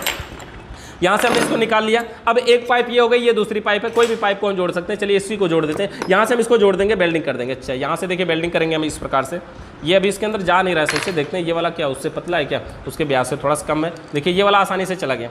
तो हमें क्या करना है, अब इसी को वेल्डिंग करना है, इसी को हमें वेल्डिंग करना है। वेल्डिंग हम कैसे करेंगे, देखिए वेल्डिंग करने के लिए हमें ब्रिजिंग राड की आवश्यकता पड़ेगी। ये जो राड है हमारा, ये ब्रिजिंग राड है। ब्रिजिंग राड का मतलब समझ रहे हैं, ये वेल्डिंग करने के लिए जिस राड का हम यूज करते हैं उसे हम ब्रिजिंग राड के नाम से जानते हैं। ये कॉपर ऑक्साइड का बना होता है, कॉपर ऑक्साइड का बना होता है। ये हार्ड होता है, कठोर होता है, और ये मुड़ता नहीं है, मोड़ेंगे ना तो ये खट से टूट के अलग हो जाएगा। ये बहुत हार्ड होता है, कठोर होता है। तो ये होता है हमारा ब्रिजिंग राड। चलिए हम इसको वेल्डिंग करके दिखाते हैं। देख रहे हैं लोहा का टीन बना हुआ है ना, ये छोटे वाले वेल्डिंग गन के साथ हम यूज करते हैं। बड़े वाले के साथ अगर यूज करना है तो हमें अलग से टीना का लोहा लेना पड़ता है, और पाइप को जोड़ने के लिए पीछे से लगाते हैं, बीच में पाइप को जोड़ते हैं ताकि इसकी जो आग है वो पीछे ना जाए। अभी हम जोड़ते समय आपको बताते हैं। और अगर इसको हमें लगाना होता है तो इस प्रकार से हम लगाते हैं, यहाँ पे लगा लेते हैं, और पाइप को अभी जोड़ना है। माचिस की आवश्यकता है, बंद करिए, दिखाते हैं। ये देखिए हमारा ब्यूटेन गैस है, देखिए ब्यूटेन गैस है। ये रेड कलर वाली थोड़ी सस्ती भी आती है। यहाँ पे देखिए नया है ये, इसको हम कवर को खोल देते हैं। ये इसमें ढक्कन था, इसको हमने अलग कर दिया। इसको यहाँ पे लगाना है। ये छोटे वाले वेल्डिंग गन का हम यूज करके दिखाते हैं आपको। पहले यहाँ पे ऐसे लगाना है और इसको घुमा लेना है। ये लग गया हमारा वेल्डिंग गन। और देखिए ये पाइप हमने जो इसको हमने स्वांगी टूल से इसके ब्यास को बढ़ा करके, ये देखिए ये थोड़ा सा ढीला हो रहा है, इसको हमने अभी खोल के आपको दिखाया था ना, इसलिए। और इसको हम क्या करते हैं, वेल्डिंग करते हैं। देखिए इस प्रकार से हम वेल्डिंग कर सकते हैं। इसको ऐसे हम रख सकते हैं यहाँ पर। तो इससे क्या होता है, ये लोहा देखिए पीछे की साइड में ऑटोमेटिक लगा हुआ है। इससे क्या होगा, जो आग इसमें से जलेगी। हम पहले आपको आग जला करके दिखा देते हैं बाहर से ही। इसको बेसिक सा जला देते हैं, देखिए कैसे। चलिए प्लेट को भी हटा करके हम जला के दिखा देते हैं कि ये कैसे काम करता है। देखिए यहाँ पे इसको हमने यहाँ पे माचिस जलाया, और यहाँ का जो इसका हैंडल है वहाँ से चालू किया। देखिए ये अगर एकाएक झटके से खुल जाता है ना, तो ऐसा लगता है जैसे फूंक दिया हो किसी ने, तुरंत बंद हो जाता है। तो इसको हमें थोड़ा थोड़ा करके, धीरे धीरे करके खोलना चाहिए। ये झटके से नहीं खुलना चाहिए। देखिए हम इसको थोड़ा थोड़ा करके अगर खोलते हैं तो अभी देखिए ये माचिस की तिल्ली क्या हुआ, बंद हो गया, चालू हो गया, देखिए जल रहा है। तो ये इस प्रकार से देखिए जल रहा है। और देखिए कलर थोड़ा सा इसका ब्लू कलर में आपको डार्क में दिख रहा होगा। ये जो है ना, ये अच्छा जल रहा है, प्रेशर के साथ जल रहा है, काफ़ी बेहतरीन। तो हमें क्या करना है, इसको देखिए इस प्रकार से हम इसको बढ़ा सकते हैं। ये इस प्रकार से जलता है। इसको अगर उल्टा करते हैं ना तो ये रिएक्शन भी करता है। इसको अभी उल्टा करेंगे आप तो इसका देखिए जलने का कभी देख रहे हैं, ऐसे मतलब आग लगने के चांस होते हैं। मतलब ऐसा उल्टा करने से गैस नीचे आती है, मतलब समझ रहे हैं। ऊपर करने से आपको समझाते हैं। ये जब हम इसको ऐसे ऊपर की साइड में है तो क्या हुआ, बढ़िया जो गैस है, जो ब्यूटेन गैस है, वो हमारी निकल के आसानी से जाती है। लेकिन जब हम इसको पलट देते हैं ना तो इसके अंदर हवा मिक्स होके जाने लगती है, तो इसलिए वो उल्टा जलता है, मतलब ऐसे आग भभकने के जैसा जलता है। तो आपको क्या करना है, इसको बढ़िया से जलाने के लिए देखिए हम यहाँ नॉर्मल सीधा ही जलाना चाहिए। और यहाँ पे हम लगा लेते हैं ये इसका लोहे वाला प्लेट, और ये हमारी है देखिए कॉपर की पाइप जिसको हमें वेल्डिंग करना है। और ये हमारा है इसका वेल्डिंग गन, इसको हम हटा देते हैं ये वाला पॉइंट। और ये हमारा इसका है वेल्डिंग गन। और इसको हम क्या करते हैं, देखिए यहाँ पर चलिए इसको माचिस को, तिल्ली को ऑन करते हैं, जलाते हैं, और यहाँ पर से हम इसको वेल्डिंग करेंगे। देखिएगा यहाँ पे देखिए ये वेल्डिंग नहीं है, ऐसा मत समझिएगा कि ये पहले से वेल्डिंग है। देख सकते हैं, इसको हम निकाल के दिखाते हैं। ये इसमें डाले क्यों है, किस लिए हमने डाला था, ताकि इसको हम अभी फ्लेयर बनाए हैं तो इसको डाले हैं। तो इसको हम यहाँ पर लगा लेते हैं, एक लगा करके, और यहाँ से हम इसको क्या करते हैं, माचिस की तिल्ली से इसको जलाते हैं, ऑन करते हैं, इसको चालू करते हैं। देखिए ये माचिस की तिल्ली भी नमी में आ गई है थोड़ा सा, तो इसको हम दूसरी जलाते हैं। देखिए ये भी टूटा हुआ तिल्ली है, कोई बात नहीं है, ये जल जाए बस। यहाँ से हम थोड़ा सा ऑन करते हैं धीरे धीरे करके। झटके में अगर ऑन हो गया गलती से तो फिर क्या होगा, ये देखिए इस प्रकार से। तो हमें क्या करना है, इस प्रकार से इसको वेल्डिंग करना है। देखिए ये काउंटर में जो जलने के डर लग रहा है, तो हम क्या करते हैं, चलिए इसको यहाँ पे रख देते हैं, इस पर रख देते हैं। और रखने के बाद ये हमारे पास देखिए ब्रिजिंग राड है। इस राड से देखिए पाइप जब लाल हो जाए ना, ये रेड कलर में हो जाए, तो हमें क्या करना है, ब्रिजिंग राड को भी गर्म करना है, ये पिघलने लगेगा, और इसको इस पर लगा देना है। देखिए इस प्रकार केवल ऊपर लगाएंगे तो ये नीचे की साइड में ऑटोमेटिक पिघल के चला जाएगा। आपको क्या करना है, केवल ऊपर की साइड में लगाएंगे तो नीचे की साइड में ऑटोमेटिक पिघल के चला जाएगा। देखिए ब्रिजिंग राड बहुत कम ही लगाना चाहिए, कम से कम। देखिए हमने यहाँ पे थोड़ा सा ज़्यादा लगाया तो ये नीचे की साइड में भी है, लेकिन देखिए ऊपर की साइड में जुड़ा बहुत अच्छा है। अभी हम आपको दिखाते हैं इसको। तो यहाँ पर हम इसको रख देते हैं और अपने प्लायर के द्वारा इसको पकड़ना चाहिए। देखिए तुरंत इसको टच करेंगे, पाइप दूर तक गर्म होती है। ये देखिए, तो ये जो हमारा देखिए कॉपर की पाइप जो है, देखिए बढ़िया तरीके से वेल्डिंग हो चुकी है, जुड़ चुकी है। ये देख रहे हैं, ये थोड़ा सा आपको ये वाला जो पॉइंट देख रहे हैं, ये क्या है, ये ब्रिजिंग राड पिघल के यहाँ पे आ गया है। ब्रिजिंग राड पिघल के आ गया मतलब ज़्यादा लग गया, लेकिन पाइप जहाँ पे जुड़ी है देखिए सटीक जुड़ी है, अच्छी जुड़ी है, बढ़िया जुड़ी है। मतलब इस प्रकार से हम पाइप को वेल्डिंग कर सकते हैं। और वेल्डिंग करने के बाद अगर हमें इसे खोलने की जरूरत पड़े तो इसी तरह से वेल्डिंग गन से हम फिर से गर्म करके इसको खोल के अलग भी कर सकते हैं। मतलब इसको मुश्किल से 1 मिनट का टाइम लगता है, ज़्यादा टाइम नहीं लगता है। 1 मिनट में हम इसको आसानी से वेल्डिंग कर सकते हैं किसी पाइप को। लेकिन ये सिर्फ कापर वेल्डिंग है, ऐसा मत समझिएगा कि नहीं चले घरे मोटरसाइकिल का कोई रिंग टूटा है तो जोड़ लें, ऐसी बात नहीं है। ये सिर्फ कापर वेल्डिंग है, बिल्कुल आसान तरीके से। अपने पास ये ब्रिजिंग राड होता है, देख रहे हैं ब्रिजिंग राड गर्म है, उल्टा साइड में हमने पकड़ लिया। ब्रिजिंग राड जो है ना ये मार्केट में 15-20 रुपए का मिल जाता है, ज्यादा लेने पे ये किलो के भाव मिलता है। तो ये ब्रिजिंग राड हो गया हमारा। और किस प्रकार से वेल्डिंग गन से हम इसको जोड़ते हैं आपने ये समझ लिया। ब्रिजिंग राड हमारा कॉपर ऑक्साइड का बना होता है, जिस गैस का यूज इसमें सिलेंडर में किया जाता है इसका ब्यूटेन नाम है। अगर हम बड़े वाले सिलेंडर के साथ करते हैं तो उसमें एलपीजी गैस होती है, एलपीजी का मतलब लिक्विड पेट्रोलियम गैस। तो इस प्रकार से ये हो गया हमारा वेल्डिंग गन। अच्छा, वेल्डिंग गन के बाद अगला टूल्स हमारा देखिए उसमें क्या है, ये सिलेंडर वाल्व हो गया हमारा। अच्छा, वाइस टू वेल्डिंग गन के बाद है डिजिटल मल्टीमीटर। ये है डिजिटल मल्टीमीटर। ये क्या है देखिए, ये हमारा मल्टीमीटर है। मल्टीमीटर का यूज हम नॉर्मली करते हैं और बहुत सारी जगहों पे करते हैं, चाहे वो हाउस वायरिंग हो, चाहे वो मोटर बाइंडिंग हो, चाहे वो फ्रिज हो, चाहे वो एसी हो, वॉशिंग मशीन हो, हर जगह करते हैं। और सबसे ज्यादा प्रयोग इसमें देखिए, ये ढेर सारी पॉइंट दिख रहा है ना आपको, कई इसमें ये ढेर सारा कि ऑन करने में भी कंफ्यूजन रहते हैं। तो इसमें 2 या 3 पॉइंटों का हम सबसे ज्यादा यूज करते हैं। सबसे पहले बात करें, ये जो दोनों वायर लगे हुए हैं देखिए, सबसे निचले सिरे में लगे हुए हैं, ऊपर का एक सिरा खाली है। ऊपर का सिरा हम एम्पियर चेक करने के लिए या फिर छोटे छोटे पार्टों को चेक करने के लिए हम इसका यूज करते हैं। बाकी हमें जो एसी फ्रिज में जरूरत, हम इन्हीं दोनों का यूज करेंगे। पहली बात हो गया। अच्छा, दूसरी पॉइंट इसमें यह है कि इसको ऑन कहां करना है। देखिए इसमें 2 टॉपिक है, 2 पॉइंट है। एक साइड में देखेंगे ना, इसमें यहां पे लिखा है वी मतलब बोल्ट, और इधर दूसरी साइड में भी देखेंगे तो यहां पे लिखा है वी मतलब बोल्ट। लेकिन वी के आगे इधर देखेंगे एक सीधी लाइन है और लाइन के नीचे ऐसे डॉट डॉट करके सीधा है। और लेकिन ये V के आगे जो सीधी लाइन है ना, इसका मतलब ये हुआ कि यहाँ डीसी करंट की बात हो रही है। डीसी का मतलब जो बैटरी की पावर है, प्लस माइनस की बात है। यानी बैटरी का वोल्ट अगर चेक करना है तो यहां से यहां तक हम बैटरी का वोल्ट चेक करते हैं। और अगर हमें लाइट का, खंबे वाली लाइट का बोल्ट चेक करना है तो यहां से यहां तक हम खंबे वाली लाइट का बोल्ट चेक करते हैं। बोल्ट के आगे ये लहराते हुए है ना, तो जो हमारी लाइट होती है, एसी करंट होता है, उसमें फ्रीक्वेंसी होती है। 1 सेकंड में 50 से 60 बार आती जाती, आती और आने और जाने की क्रिया को फ्रीक्वेंसी कहते हैं। तो इसका जो रेखा, इसका जो सिंबल है वो ऐसे लहराते हुए है, यानी इसको हम सरल रेखा में प्रदर्शित नहीं कर सकते। तो यहाँ एसी करंट का बोल्ट चेक करना है तो हम इसको चेक करते हैं। जैसे हम आपको चेक करके दिखाते हैं। ये जैसे हमारे यहाँ लाइट आ रही है ना, आपने, ये हमारा बोर्ड है, देखिए कहाँ वायर फंस रहा है, ये हमारा बोर्ड है। और इस बोर्ड में हम अगर आपको अभी दिखाएं कि कितनी वोल्ट लाइट आ रही है, देखिए ये हमारा बोर्ड है, इसमें कितनी लाइट आ रही है, तो ये बोल्ट पे हम चेक करेंगे। अच्छा, ये बोल्ट पे ऑन करने के बाद यहाँ पे लिखा है पहले पे 750 वोल्ट और दूसरे पे लिखा है 200 वोल्ट। तो अगर आपको लगता है कि लाइट 200 वोल्ट के अंदर ही है तो 200 वोल्ट पे रखिए, लेकिन 750 के अंदर हो सकती है तो 750 पे रखिए। क्योंकि हमारे यहाँ जो लाइट आती है 220 वोल्ट के करीब आती है, यानी 200 वोल्ट से ऊपर ही आती है। तो इसलिए हम यहाँ पे 750 वाले पे रखकर चेक करते हैं। देखिए 750 वाले पे हमने ऑन किया, ये 00 पॉइंटर है, इसको हम क्या करेंगे, बोल्ट में सीधा सप्लाई में लगाएंगे। ये हमारा बोर्ड है ना, ये देखिए इसका ये तार है ना, इसको सीधा लगाएंगे, मतलब सीधे एसी सप्लाई देकर के इसको चालू करना है, लगाना है। तो अभी आप इसमें देखेंगे, देखिए कितना आ रहा है, 196, 97, 191, यानी कि इस समय लाइट जो हमारी है वो थोड़ी कम आ रही है। 194, 95, 96, देख रहे हैं ना, इतनी वोल्ट लाइट आ रही है। तो इस प्रकार से ये हमारा वोल्ट है। और देखिए ऐसे हम चेक कर सकते हैं। तो ये दोनों वायर को हमें लगाना है, हाँ प्लस माइनस कोई में लग जाए कोई बात नहीं है। तो ये दोनों वायर है, यहाँ पे तो हम वोल्टेज चेक करते हैं। अच्छा, वोल्ट के अलावा इसके बाद हम यहाँ पे देखिए एम्पियर वगैरह चेक करते हैं। एम्पियर का यूज हम आगे बताएंगे कभी, और एम्पियर का यूज हम इस मल्टीमीटर के द्वारा चेक करने में बहुत सारा रिस्क रहता है, ये खराब भी हो जाता है जल्दी से। और सबसे नीचे, इसको उल्टा हम घुमा दिए, सबसे नीचे के 1 पॉइंट पहले यहाँ एक स्पीकर का सिंबल होता है। सबसे नीचे के 1 पॉइंट पहले यहाँ एक स्पीकर का सिंबल होता है, यहाँ पे चेक करते हैं कंटिन्यूटी। और इस मल्टीमीटर का यूज हम सबसे ज्यादा कंटिन्यूटी चेक करने के लिए ही करते हैं। केवल मतलब समझिए कि केवल कंटिन्यूटी चेक करने के लिए ही करते हैं। यहां पे देखिए हम ऑन करके अगर इसके दोनों तारों को टच कराते हैं तो इससे वीप की आवाज आती है, ऐसे टी की आवाज आती है। और ये जो आवाज है ना, ये सिर्फ एक ही जगह आती है और कहीं नहीं आती है। सिर्फ एक जगह ये आवाज आती है और कहीं नहीं आती है। मतलब समझ गया ना, ये जो वीप की आवाज है, ये आवाज सिर्फ एक जगह आती है और जहां आवाज आई समझिए वही कंटिन्यूटी पॉइंट है, वहीं से हमें कंटिन्यूटी चेक करना है। तो इसका यूज हम अधिकतम कंटिन्यूटी चेक करने के लिए या वोल्ट चेक करने के लिए हम करते हैं। और बाकी एम्पियर वगैरह चेक करने के लिए फिर हम अपना दूसरा मल्टीमीटर यूज करते हैं। थोड़ा सा फैन को चालू कर देते हैं। तो यहां पे देखिए हमारा ये हो गया डिजिटल मल्टीमीटर। और डिजिटल मल्टीमीटर के बाद अगला जो हमारा पार्ट है, डिजिटल मल्टीमीटर के बाद है सिलेंडर वाल्व।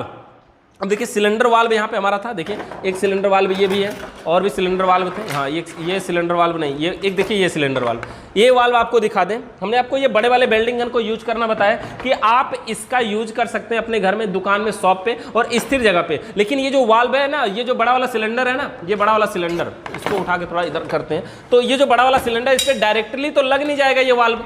तो इसमें इसके लिए हमें क्या करना होता है, ऐसा एक वाल्व है सिलेंडर वाल्व, इसको लगाना पड़ता है। इसको लगा करके ऐसे, मतलब समझिए जिसको रेगुलेटर के नाम से लोग जानते हैं, ऐसा लगा लेंगे और उसके बाद आप इसको लगाएंगे तो ये अब ये इसमें लगेगा आसानी से। तो ये एक, इसको भी हम सिलेंडर वाल्व के ही नाम से जानते हैं, समझ गए ना। ये हमारा सिलेंडर वाल्व होता है, ये जो बड़े वाले सिलेंडर में यूज किया जाएगा। अच्छा, इसके अलावा देखिए हमारा एक और सिलेंडर वाल्व है, ये हमारा सिलेंडर वाल्व है। ये जो हमारा, ये देखिए इसमें सिलेंडर वाल्व यहाँ पे लगा हुआ है, ये गैस के साथ लगने वाला सिलेंडर वाल्व है, देख रहे हैं ना, ये गैस के साथ लगने वाला सिलेंडर वाल्व है। देखिए इसका ये सब मोटे पिन का है, पतली पिन का भी हमारे पास होता है, वहाँ पे अभी रखा हुआ है। तो अभी देखिए ये ऐसा मतलब होता है इसमें सिलेंडर वाल्व में होता क्या, देखिए एसी फ्रिज में जब हम गैस चार्ज करने जाते हैं ना, तो हम सिलेंडर वाल्व का यूज करते हैं। इसको हम ऑन ऑफ करने के लिए यूज करते हैं, यहाँ से हम ऐसे ढीला और कम करते हैं, मतलब समझ रहे, हाई वाला वाल्व देख रहे हैं ना, ये वाला, ये जो रेड कलर वाला इस पे नहीं है, इस पे भी था, ऐसा नहीं कि मैं समझिएगा कि ऐसा ही था, इस पे भी था, ये गिर गया है, कहीं पे निकल गया इसमें से, तो ये निकाल करके भी हम इसमें लगा सकते हैं। यहाँ से खोलेंगे, बंद करेंगे, टाइट करेंगे, हवा निकलेगी, और ढीला करेंगे, हवा निकलना बंद हो जाएगी, मतलब जाएगी पिन, दबाएगी तो हवा निकलेगी, ऐसा ये काम करता है। यानी सिलेंडर पे लगने वाला वाल्व सिलेंडर वाल्व कहलाता है। क्लियर है, सिलेंडर पे लगने वाला वाल्व सिलेंडर वाल्व कहलाता है। सिलेंडर वाल्व के बाद देखिए हमारा क्या, एलपीजी गैस सिलेंडर, मतलब भाई बड़ा वाला सिलेंडर समझ ही रहे हैं, और बड़ा वाले सिलेंडर के बाद अगला पॉइंट हमारा digital multimeter, sorry drill machine. Drill machine क्या होता है, ये ड्रिल मशीन कहीं दीवार में सुराख बनाने के लिए यूज करते हैं ना, हाउस वायरिंग वाले भी यूज करते हैं, एसी को कहीं फिटिंग करना है तो भी हमें ड्रिल मशीन की आवश्यकता पड़ती है। मतलब ड्रिल मशीन मतलब कहीं पे सुराख बनाना है, छेद बनाना है, तो वहां पे हम ड्रिल मशीन का यूज करते हैं, ये होता है हमारा ड्रिल मशीन। अच्छा, ड्रिल मशीन के बाद क्या है, एयर ब्लोअर। एयर ब्लोअर, ये हमारा एयर ब्लोअर, मतलब ये क्या करता है, हवा मारता है, बड़ी तेज गति से हवा फेंकता है। इसका यूज हम क्या करते हैं, कहीं पे कोई धूल मिट्टी है, एसी फ्रिज का सर्विसिंग वगैरह करते समय इसका हम एयर ब्लोअर का यूज करते हैं। यहाँ पर हमारा ये बोर्ड है, यहाँ पे हम इसको पावर दे देते हैं सीधा सीधा, ठीक है, पावर दे दिए, और यहाँ पे इसमें बटन होती है अंदर साइड में, 600-700 रुपये मार्केट में आता है। इसको हम ऐसे दबाएंगे, ये बड़ी तेज गति से हवा देता है, बड़ी तेज गति, देख रहे हैं गर्मी कितनी हो रही है, इससे थोड़ा सा कुछ ज़्यादा ही हवा देता है, समझ रहे हैं ना, बहुत ही तेज गति से हवा देता है। और एयर ब्लोअर का यूज मतलब एसी फ्रिज में जब धूल मिट्टी हो जाती है, ऐसे हम मार करके ऐसे मार के सब साफ करते हैं। कोई हल्की चीज़ मारेंगे तो पता चला उड़ ही जाएगा, देख रहे हैं इधर से बहुत ही हवा देता है, ये ज़बरदस्त हवा देता है।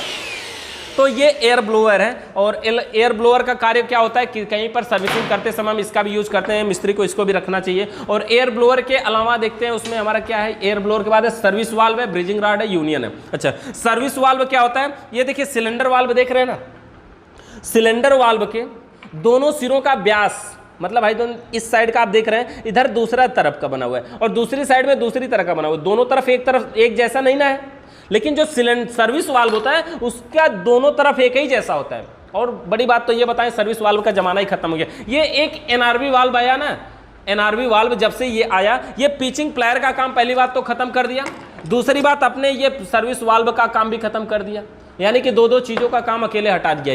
ये क्या है, हमारा एनआरवी वाल्व है, इसको अभी समझना बाकी, अभी नंबर में आगे आएगा। तो जो सर्विस वाल्व होता है हमारा, वो इसी सिलेंडर वाल्व के जैसा ही होता है, लेकिन उसके दोनों सिरों का व्यास एक समान होता है और सिलेंडर वाल्व के दोनों सिरों का व्यास असमान होता है, मतलब अलग अलग होता है। ये होगा हमारा सिलेंडर वाल्व और सर्विस वाल्व। अच्छा, उसके बाद हमारा क्या है, ब्रीजिंग राड है। ये ब्रीजिंग राड समझते हैं ना, वेल्डिंग करने वाला राड, जिससे हमने अभी वेल्डिंग करके आपको दिखाया। ये कॉपर ऑक्साइड का बना होता है, आग के संपर्क में आने से बहुत ही जल्द पानी का रूप धारण कर लेता है, मतलब पिघलने लगता है। तो ये हो गया हमारा क्या, ब्रीजिंग राड। ये ब्रीजिंग राड क्या कार्य करता है, पिघलता है, मतलब इसको हम वेल्डिंग करते हैं, कॉपर की पाइप को जोड़ने के लिए हम ब्रीजिंग राड का यूज करते हैं। जैसे हर चीज वेल्डिंग करने के लिए हम कहीं पे तिल्ली, कहीं अलग अलग राड यूज करते हैं ना, तो वैसे यहाँ पे क्या राड करते हैं, ब्रीजिंग राड का यूज करते हैं। ब्रीजिंग राड के बाद एक पार्ट है यूनियन।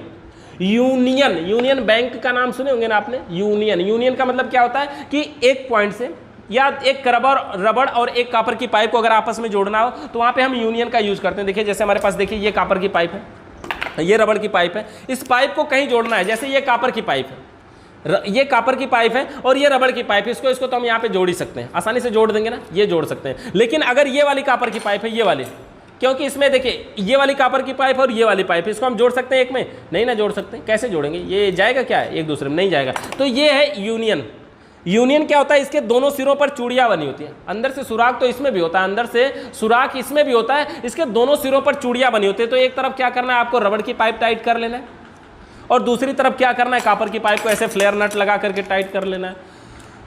तो देखेंगे कि यहाँ पे रबड़ और कॉपर की पाइप जुड़ चुकी है, देख रहे हैं ना। अब ये गैस भी लीक नहीं करेगी, बढ़िया जुड़ेगी, ऐसा नहीं कि नहीं लीक कर जाएगी। तो यूनियन मतलब जैसे प्लम्बर वाले भी यूज करते हैं सॉकेट के रूप में ना, वैसे यूनियन का मतलब होता है दो पाइपों को आपस में जोड़ने के लिए हम यूनियन का प्रयोग करते हैं। तो यहाँ पे हमारे पास ये वाला यूनियन है, देख रहे हैं, इस प्रकार से हम यूनियन का यूज करते हैं। दो पाइपों को आपस में जोड़ने के लिए हम यूनियन का प्रयोग करते हैं। ये हो गया हमारा यूनियन। यूनियन के बाद अगला हमारा है फ्लेयर नट। ये वाला नट, नट को भी आपने देखा ना, फ्लेयर नट, जब हम पाइप में फ्लेयर बना लेते हैं, ये वाला फ्लेयर बना करके हमने इस नट को लगाया, देख रहे हैं। अब ये नट इसमें से निकलता नहीं, पीछे की साइड से पतला होता है, आगे की साइड से चौड़ा होता है, अंदर की साइड में चूड़ियां होती है, रिंच भी इसमें लग जाता है और हर साइज के ये उपलब्ध होता है मार्केट में, कोई एक साइज नहीं। तो इस प्रकार से ये क्या है हमारा, ये है हमारा फ्लेयरिंग नट। फ्लेयरिंग नट हो गया हमारा। अच्छा, फ्लेयरिंग नट के बाद इसमें क्या हमारा रेफ्रिजरेंट, मतलब ये गैसों की बात होगी। गैस क्या होता है, देखिए R134, ये जो R134 देख रहे हैं ना, R134A, आर का मतलब क्या होता है, रेफ्रिजरेंट। रेफ्रिजरेंट का मतलब क्या होता है, गैस।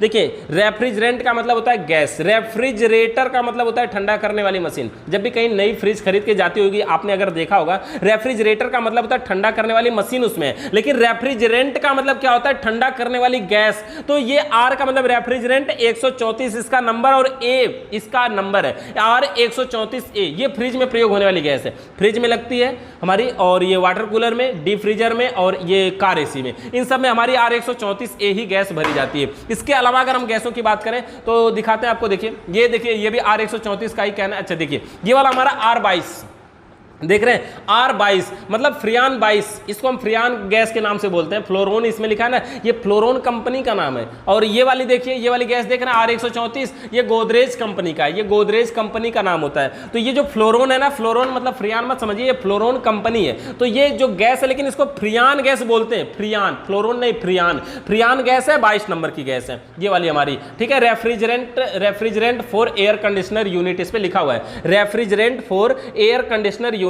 यानी इस गैस का प्रयोग एसी में प्रयोग किया जाएगा, ठीक है।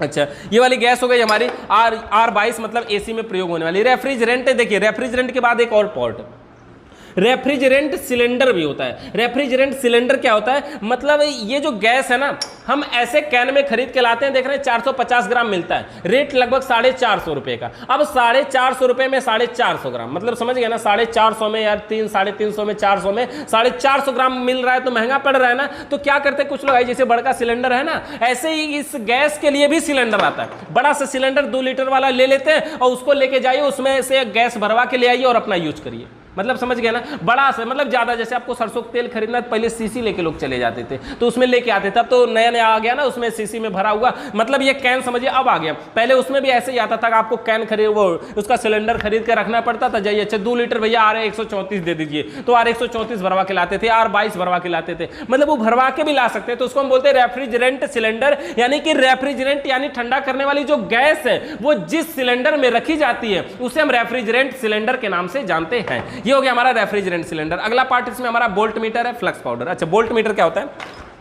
ये बताता है ना कि कमरे में कितनी वोल्ट लाइट आ रही है। अब ये वोल्ट मीटर तो हमारा मल्टीमीटर भी बता देगा ना, उसके भी जरिए भी तो हम चेक कर लेंगे। ये हमारा वोल्ट मीटर, ये क्या बताएगा, ये बताएगा कि कमरे में कितनी वोल्ट लाइट आ रही है, 200 वोल्ट आ रही है, 250 वोल्ट आ रही है, 220 वोल्ट आ रही है, कितनी वोल्ट आ रही है। हमारी एसी तभी तो चलेगी ना, फ्रिज तभी तो चलेगी ना, जब सही वोल्ट आए, जितनी वोल्ट की हमें जरूरत है उतनी वोल्ट अगर लाइट आएगी तभी तो हम इसका यूज कर पाएंगे। तो ये हमारा वोल्ट मीटर है, जो बताएगा कि कितनी वोल्ट लाइट आ रही है, तभी हमारी एसी चलेगी। अच्छा, वोल्ट मीटर के बाद है फ्लक्स पाउडर। देखिए एक पाउडर है, बड़ा इंपॉर्टेंट है यार, ये फ्लक्स पाउडर देख रहे हैं, 10 रुपए की ये डिबिया आती है, इतनी बड़ी डिबिया है ना, ये इस पे लिखा भी है फ्लक्स, FLUX, देखेंगे FLUX मतलब फ्लक्स। ये जो पाउडर है ये फ्लक्स पाउडर है। ये फ्लक्स पाउडर का यूज कब करते हैं, अभी हमने आपको वेल्डिंग करके एक पाइप को दिखाया, ये पाइप दोनों कॉपर की थी, आसानी से वेल्डिंग हो गई।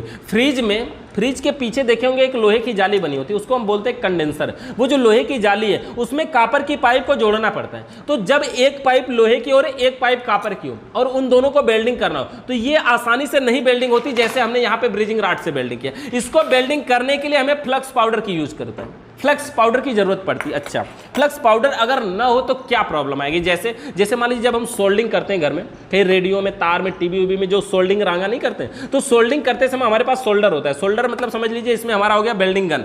सोल्डर का मतलब इसमें हो गया हमारा वेल्डिंग गन, ये हमारा हो गया वेल्डिंग गन। अच्छा, सोल्डर के बाद आपको क्या जरूरत पड़ती है? एक रांगा की जरूरत पड़ती है। तो इसमें रांगा हो गया हमारा ब्रिजिंग राड, ये रांगा हो गया। अच्छा, सोल्डर और रांगा के अलावा एक चीज हमें और आवश्यकता पड़ती है जिसको हम बोलते हैं पेस्ट। वो लिक्विड होता है ना, उसमें जब हम सोल्डर रांगा को ऐसे सोल्डर को टच कराते हैं तो उसमें धुआं निकलता है। और अगर वो पेस्ट हम ना लगाएं तो क्या होगा कि जब हम इसको सोल्डिंग कहीं करते हैं तो ये क्या होता है, जो हमारा रांगा होता है वो गोल गोल बन के इधर उधर गिरने लगता है। वही काम यहां होता है। अगर ये पाउडर, अगर एक पाइप लोहे की और एक पाइप कॉपर की है और आप इसको बेल्डिंग कर रहे हैं, तो ये जो ब्रिजिंग राड है ना, जब उसमें टच करवाएंगे ये गोल गोल बन के इधर उधर गिरेगा, स्थिर नहीं रहेगा, गोल गोल बन के इधर उधर गिरेगा और गिरेगा तो नुकसान करेगा, कुल मिला के चिपकेगा ही नहीं। तो वहां पे हम फ्लक्स पाउडर यूज करते हैं, थोड़ा सा नीचे गिरा लेते हैं और जब इसको हम गर्म करते हैं तो गर्म हो जाता है, डुबो लेते हैं, तो ये क्या होता है, लभेर जाता है, इसमें लिपट जाता है, चिपक जाता है और फिर जहां चिपकाना हो आसानी से वहां चिपका लेते हैं। तो ये क्या हमारा है, ब्रिजिंग राड है और आसानी से ये हमारा फ्लक्स पाउडर है। और फ्लक्स पाउडर का यूज जब हम कॉपर और लोहे की पाइप को आपस में जोड़ते हैं तो हम फ्लक्स पाउडर का यूज करते हैं। कैसे करते हैं? जिस प्रकार से सोल्डिंग करते समय हम पेस्ट का यूज करते हैं। हो गया हमारा ये फ्लक्स पाउडर। फ्लक्स पाउडर के बाद क्या है इसमें देखते हैं। फ्लक्स पाउडर के बाद हमारी चार्जिंग पाइप है, वर्कशॉप कंप्रेसर है। चार्जिंग पाइप समझ रहे ना, रबड़ वाली चार्जिंग पाइप है। देखिए एक पाइप यहाँ पे हम अलग वाली दिखाते हैं, ये चार्जिंग पाइप है, रबड़ की चार्जिंग पाइप है। जब हम ये कंपाउंड गेज अकेला आप खरीदेंगे ना तो ये 250 रुपये के आसपास मिलेगा। चार्जिंग पाइप ये अलग से लेनी पड़ेगी, 150 रुपये की ये मिलेगा। मैंने फोल्ड वाल्व खरीदेंगे 950-900 रुपये के आसपास मिलेगा। और इनके साथ ये तीनों चार्जिंग पाइप आपको ऐसे मिल जाएंगे। हमारे यहाँ पार्ट नहीं मिलते, ये भी ध्यान दीजिएगा। कुछ लोग हमारे यहाँ फोन करके पूछते हैं सर आपके यहाँ ये सारे पार्ट मिल जाएंगे, कुछ नहीं मिलते। हमारे यहाँ सिर्फ ट्रेनिंग सेंटर है, सिर्फ बनाना सिखाया जाता है। देखिए ये हमारी हो गई चार्जिंग पाइप, रबड़ की चार्जिंग पाइप है, दोनों साइड में चूड़ीदार नट लगे होते हैं। गेज वगैरह में कहीं भी लगा करके टाइट करना है तो इसको हम लगा सकते हैं। ये हमारी होती है रबड़ की चार्जिंग पाइप। एसी फ्रिज में गैस चार्ज करना, प्रेशर चढ़ाना, वैक्यूम करना, उन सारे कामों के लिए इसकी जरूरत पड़ती है। लगता नहीं है, पार्ट नहीं है, टूल्स है हमारा। तो जब हम एसी फ्रिज में गैस चार्ज करने जाएं तो चार्जिंग पाइप का होना हमारे पास बहुत ही जरूरी है, इसके बिना काम नहीं चल सकता। ये हो गया हमारा रबड़ की चार्जिंग पाइप। चार्जिंग पाइप में और आपको दिखाते हैं, देखिए ये पाइप का जो दोनों सिरों का व्यास है ना, दोनों सिरों का ये एक समान होता है। लेकिन इस पाइप के अंदर अगर देखेंगे, पाइपों के अंदर देखेंगे तो एक साइड के अंदर जो है ना, एक साइड के अंदर इसमें कुछ नहीं होता, लेकिन एक साइड के अंदर एक पिन होती है, एक पिन होती है। तो जिधर ये पिन होती है ये आउटपुट होता है। आउटपुट भी ऐसे बोल सकते हैं या बोल सकते हैं ऐसे नहीं, ये ऐसी साइड में लगाया जाता है जिधर एनआरबी लगाओ। मतलब भाई देख रहा है एनआरबी है, एनआरबी में कुछ यहाँ पे बीच में एक पिन होती है, जैसे हवा भरने वाली छुच्छी नहीं होती, तो वैसे ही पिन रहेगी। तो ये जाके उसको दबाएगा तब हवा क्रॉस कर पाएगी। तो ये इसको ध्यान में देना कि ये कौन सा किस दिशा में लगाना है। ये एक साइड में खाली होता है, एक साइड में पिन होती है, जिधर पिन होती है उधर पिन वाले के साइड में ही लगाना है, बस इतना ही ध्यान देना है। ये हो गया हमारा रबड़ की चार्जिंग पाइप। अच्छा, चार्जिंग पाइप के बाद हमारा वर्कशॉप कंप्रेसर। देखिए ये हमारा कंप्रेसर, ये वर्कशॉप कंप्रेसर क्या है, देखिए भारी होता है, 15 किलो के आसपास, 15 नहीं 7.5-8 किलो का है। फ्रिज का है तो 7-8 किलो का होता है। ये जो वर्कशॉप कंप्रेसर है ना, ये फ्रिज से निकला हुआ कंप्रेसर है। जब किसी कारण से कभी फ्रिज में इसका प्रेशर कम हो जाता है, मतलब ये कम प्रेशर बना पाता है, तो कम प्रेशर बना पाता है, इसका नाम भी कंप्रेसर है, वर्कशॉप कंप्रेसर। जब ये कम प्रेशर बना पाता है ना, तो हम क्या करते हैं, इसको वर्कशॉप के रूप में यूज कर लेते हैं। वर्कशॉप हम कैसे बनाते हैं, एक पाइप को देखिए हमने यहाँ पे वेल्डिंग कर लिया है और दो पाइपें देखिए यहाँ पे हमने एनआरबी लगाया हुआ है। देखिए इसके बीच में एनआरबी, ये है ना एनआरबी, ये जो नट लगा है ना, ये नट एनआरबी लगा हुआ है। भाई देख रहे हैं, भाई अलग से नहीं लगता है, ये इसके साथ में मिलता है। इतनी बड़ी पाइप एनआरबी 30 रुपए की आती है, ये इतनी पाइप जो है ये 30 रुपए में आती है इस नट के सहित। ये एनआरबी लगा हुआ है। एक इसमें सक्शन लाइन, एक डिस्चार्ज लाइन, मतलब एक से ही हवा को खींचता है, दूसरी से हवा को फेंकता है, ये इसका काम है। ये वर्कशॉप कंप्रेसर है, फ्रिज से निकला हुआ कंप्रेसर। ये फ्रिज का एक पार्ट है, सबसे महंगा पार्ट है, लगभग 2500 रुपए का आता है। ये बिगड़ जाता है तो बनता भी नहीं। इसके बारे में हम बहुत सारा डिटेल में पढ़ेंगे, यही सब कुछ है, बहुत मेन पार्ट है, तो इसको हम डिटेल में आगे पढ़ेंगे। अभी समझिए वर्कशॉप कंप्रेसर है, एसी फ्रिज में प्रेशर भरना, प्रेशर निकालना, इन सारी जगहों पर हम इसका यूज करते हैं वर्कशॉप कंप्रेसर का। अब देखिए वर्कशॉप कंप्रेसर के बाद हमारे पास एक चीज और, ये है वैक्यूम पंप मोटर, इसको हम बोलते हैं। इसको अब सारे मिस्त्री लोग नहीं रखते। इसमें देखिए हम आपको बताएंगे, ये वैक्यूम पंप मोटर है। इसका कार्य क्या होता है, एसी फ्रिज की पाइपों में अंदर की हवा को बाहर खींचना है। वैक्यूम पंप मोटर, वैक्यूम करना मतलब खींचना। ये हवा को सिर्फ खींचता है, फेंकता नहीं। फेंकता तो ये यहीं से फेंक देता है बाहर, लेकिन वैक्यूम यहां से देखिए हवा को खींचता है। इसमें ये देख रहे हैं, यहां से वाल्व को खोलेंगे तो यहां से हवा को ये क्या करेगा, बड़ी तेज गति के साथ खींचता है। ये इसका वायर है ना, वायर को चलिए हम इसको लीड को लगाते हैं। इसमें हम कनेक्शन देकर के आपको चालू करके दिखाते हैं। स्विच को हम बंद कर लेते हैं, पावर को लगा देते हैं, ऑन कर देते हैं और देखिए चालू था ये। इसके चालू बंद करने के लिए साइड में यहाँ पे स्विच भी होती है, यहाँ पे देख रहे हैं, यहाँ स्विच भी होती है। यहाँ से ऑफ होना चाहिए, यहाँ से ऑन हो गया। देखिए ये तार बाहर निकल रहा है, देख रहे हैं, ऑफ ऑन, देख रहे हैं, ये ऊपर से ऑन हो रहा है। और ये जब चल रहा है ना, यहां से देखिए हवा को ये क्या कर रहा है, खींच रहा है। देखिए हवा को ये यहाँ से फेंक नहीं रहा, खींच रहा है, और हवा यहाँ से फेंकता है लेकिन ये धुएं की तरफ फेंकता है, यहाँ प्रेशर के साथ नहीं फेंकता है। देखिए यहाँ ये प्रेशर के साथ नहीं फेंकता, ऑयल वगैरह भी इसमें पड़ता है तो यहीं से पड़ता है, तो हवा को ये यहाँ से क्या करता है, खींचता है। मतलब ये वैक्यूम करने के लिए प्रयोग में किया जाता है, यानी एसी फ्रिज के अंदर की हवा को बाहर निकालने के लिए हम इस ये वैक्यूम पंप मोटर का यूज करते हैं। देखिए इसमें लिखा भी होगा, देखिए क्या लिखा है यहाँ पे, रोटरी वैन, और क्या लिखा है, वैक्यूम पंप। ये वैक्यूम पंप मोटर, इस पर कुछ वार्निंग वगैरह लिखा है, आप चाहें तो इसको पढ़ लीजिएगा, और इसके बारे में डिटेल भी कुछ लिखा है इसमें। देखिए यहाँ पे दिखा दीजिए, ये मोटर देखिए कितने का है, किस कंपनी का है, सब कुछ लिखा है इसमें, मॉडल नंबर क्या है इसका, और ये क्या 1.8 CFM, और इसके अलावा क्या लिखा है इसमें 5 और 220 वोल्ट लिखा है, 50-60 हर्ट्ज पे काम करेगा, 1/4 HP का मोटर। HP का मतलब होता है हॉर्स पावर। तो ये हमारा वैक्यूम पंप मोटर है। अच्छा, ये जो काम करता है ना वर्कशॉप कंप्रेसर, ये हमारा उससे ज़्यादा काम करता है। ये सिर्फ हवा को निकाल सकता है, ये निकाल भी सकता है और भर भी सकता है, लेकिन ये थोड़ी धीरे धीरे करेगा, ये जल्दी करता है। एसी में करना वैक्यूम तो इसका फायदा, लेकिन फ्रिज में करना तो आपके पास वर्कशॉप कंप्रेसर ही काफ़ी है। और ये वैक्यूम पंप मोटर में प्रेशर भरने वाला भी दे देता ना, तो ये बहुत अच्छा हो जाता है। इसका यूज ज़्यादा से ज़्यादा लोग कर पाते, लेकिन प्रेशर भरने वाला नहीं दे रहा है, तो इसलिए ये प्रॉब्लम है। सिर्फ वैक्यूम करने के लिए इसलिए लोग इसको ज़्यादा नहीं खरीदते। आपके पास वर्कशॉप कंप्रेसर सबसे बेस्ट है, कहीं फ्रिज से निकला हुआ मिल जाएगा आसानी से। मार्केट में ये खरीदने जाएंगे 3500 रुपए का मिलेगा, 2500 का तो नया कंप्रेसर मिल जाएगा 1 साल की गारंटी के साथ। तो ये हमारा वैक्यूम पंप मोटर, जो अंदर की हवा को, वैक्यूम को बाहर निकालने के लिए हम इसका यूज करते हैं। अच्छा, वैक्यूम पंप के बाद क्या, हमारा वाल्व की। देखिए वाल्व की कोई जरूरत नहीं। वाल्व की क्या होता है, जैसे देखिए ये देख रहा है ना सिलेंडर वाल्व, अब इसके ऊपर हमें रेड वाला वो नहीं दिख रहा ना, इसका कवर, तो क्या होता है, एक वाल्व ऐसे आता है ना, ऐसे गिलास की तरह होता है, ऐसे लगा के ऐसे नट को खोल देते हैं। मतलब समझते हैं कैसा होगा, उसकी बनावट हम बताते हैं। जैसे ये वाला पॉइंट है, ये एक राड है, ये राड ऐसे लगा दिया जाए, और एक नट है, ये ऐसे डाल के ऐसे खोल दिया जाए, ये टी के आकार का। तो ये हमारा होता है, इसको हम बोलते हैं कि ये वाल्व की। वाल्व की मतलब चाबी, और वाल्व को खोलने वाली चाबी को वाल्व की बोलते हैं। अगला टूल्स हमारा क्लैंप मीटर, महत्वपूर्ण है क्लैंप मीटर। देखिए हमारा ये भी क्लैंप मीटर, ये भी क्लैंप मीटर, ये बड़ी साइज का क्लैंप मीटर है, और ये वाली जो दूसरी हमारी है ये छोटी साइज का क्लैंप मीटर। देखिए ये दोनों हमारे क्या है, क्लैंप मीटर। इसको हम बोलते हैं डिजिटल क्लैंप मीटर। देखिए इस पर लिखा भी होगा यार, ये देखिए क्या लिखा है, डिजिटल क्लैंप मीटर। ये जो छोटा वाला है ना, बहुत ही बेस्ट है, बहुत ही जबरदस्त है। डिजिटल क्लैंप मीटर बहुत जबरदस्त काम करता है। ये बड़ा वाला जो है ना, जितना काम करता है उतना काम ये भी करता है, छोटा वाला, और उससे मजबूत होता है। दूसरी बात, छोटा होता है, पॉकेट में रखिए, जहां मर्जी वो लेके चले जाइए आसानी से। मतलब ये छोटा होता है, समझ गए ना, और ये उतना ही काम कर देता है। एम्पियर बताता है, तार के ऊपर से बता देगा कोई मोटर कितना लोड ले रहा है। इसे चलाएंगे, चालू करेंगे, अब ये मोटर को चालू करेंगे, देखेंगे, बताएंगे ये कितना मोटर लोड ले रहा है। लेकिन इसमें एक कंडीशन है, कंडीशन ये कि यहाँ लीड पे लगाएंगे तो नहीं बताएगा, नहीं, एक तार पे लगाना है। एक तार का मतलब समझ रहे हैं ना, या तो न्यूट्रल पे ही लगाइए या तो फेस पे ही लगाइए, तो किसी एक तार पे ही लगाना है। तो यहां पर देखिए हम क्या करेंगे, ये हमारा क्लैंप मीटर है, ये ऑन ऑफ करने का लिए ये पॉइंटर है, और इसमें साइड में ये होल्ड बटन होती है, मतलब बटन को दबा दीजिए तो जितना नंबर शो कर रहा था उतने नंबर पे रुक जाएगा। ये छोटा वाला हो गया, ये बड़ा वाला हो गया हमारा, बड़ा वाला डिजिटल क्लैंप मीटर, ये भी वही काम करता है। देखिए इसको यहीं से ऑन ऑफ किया जाता है, तो इसको भी हम कंटिन्यूटी पॉइंट इसमें भी होता है, मल्टीमीटर का काम ये भी कर सकता है। और क्लैंप मीटर जानते हैं ना, बहुत जरूरी चीज़ है जानना, और क्लैंप मीटर के हिसाब से ही हम एम्पियर चेक करते हैं कि कोई उपकरण हमारा कितना एम्पियर लोड ले रहा है। यानी कि एसी या फ्रिज अगर बनाने जा रहे हैं और क्लैंप मीटर आप चलाना जानते हैं, तो बिल्कुल आसान तरीके से सीधा सीधा खाली इस मीटर से आप बता सकते हैं उसमें गैस है कि नहीं है, ठंडा क्यों नहीं कर रही है, क्या कहीं चोक है, कहीं पाइप जाम तो नहीं है, कहीं पाइप लीकेज तो नहीं है, या फिर नॉर्मल है, सब कुछ ठीक है फिर भी नहीं ठंडा कर रही है,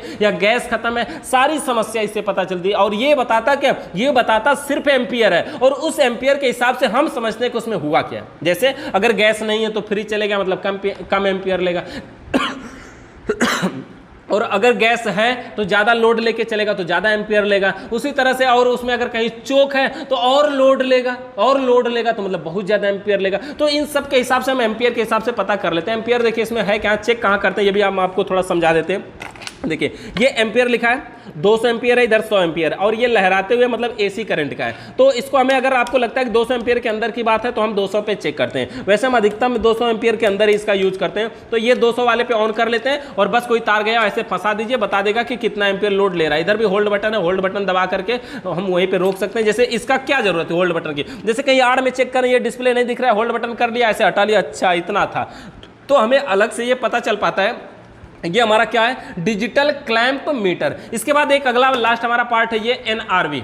NRV मतलब नॉन रिटर्न वाल्व, मतलब गैस को ये वापस नहीं जाने देगा। इसका यूज हम कई बार समझ चुके हैं ना। ये नॉन रिटर्न वाल्व है, इसमें एक छुच्ची की तरफ पॉइंट होता है, दबेगा तो गैस निकलेगी, नहीं दबेगा तो गैस को ना अंदर जाने देगा ना बाहर जाने देगा, गैस को लॉक कर देगा। इसी की वजह से आज पिचिंग प्लायर का जमाना खत्म हो गया, क्योंकि हमें कॉपर की पाइप को पिंच करने की जरूरत नहीं पड़ती अगर ये वाल्व लगा देते हैं तो। और इससे कई फायदा होता है। फायदा क्या क्या है कि देखिए, अगर फ्रिज में गैस चार्ज करके पिंच कर दिए और गैस लगता है कि आपको अब कम हो गई, फिर और थोड़ी सी भरनी चाहिए, तो क्या दिक्कत आएगी उसमें? बहुत सारी दिक्कत आएगी ना, क्या बहुत सारी दिक्कतें आएंगी कि उसमें हम अब गैस फिर से भरेंगे, मतलब फिर पाइप को काटना होगा, पूरी गैस उड़ानी पड़ेगी, अब फिर से गैस भरनी पड़ेगी। लेकिन एनआरबी है तो वहीं से वहीं आगे थोड़ी सी और भर लीजिए, दोबारा आपको गैस थोड़ी सी निकालना है, आधा ही निकालना है, आधा छोड़ना है, तो थोड़ा सा ज्यादा हो गया तो कम भी कर सकते हैं एनआरबी पिन को दबा करके। मतलब इससे बहुत सारा फायदा। दूसरा आदमी आया मिस्त्री, पाइप को काटना या जोड़ने का लफड़ा बार बार नहीं, आराम से पाइप को लगाइए, सीधे गैस चार्ज करिए या निकालिए, सारे काम आसानी से हो जाते हैं, ऑटोमेटिक बढ़िया तरीके से हो जाते हैं। तो इस प्रकार से ये सारे हमारे टूल्स काम करते हैं।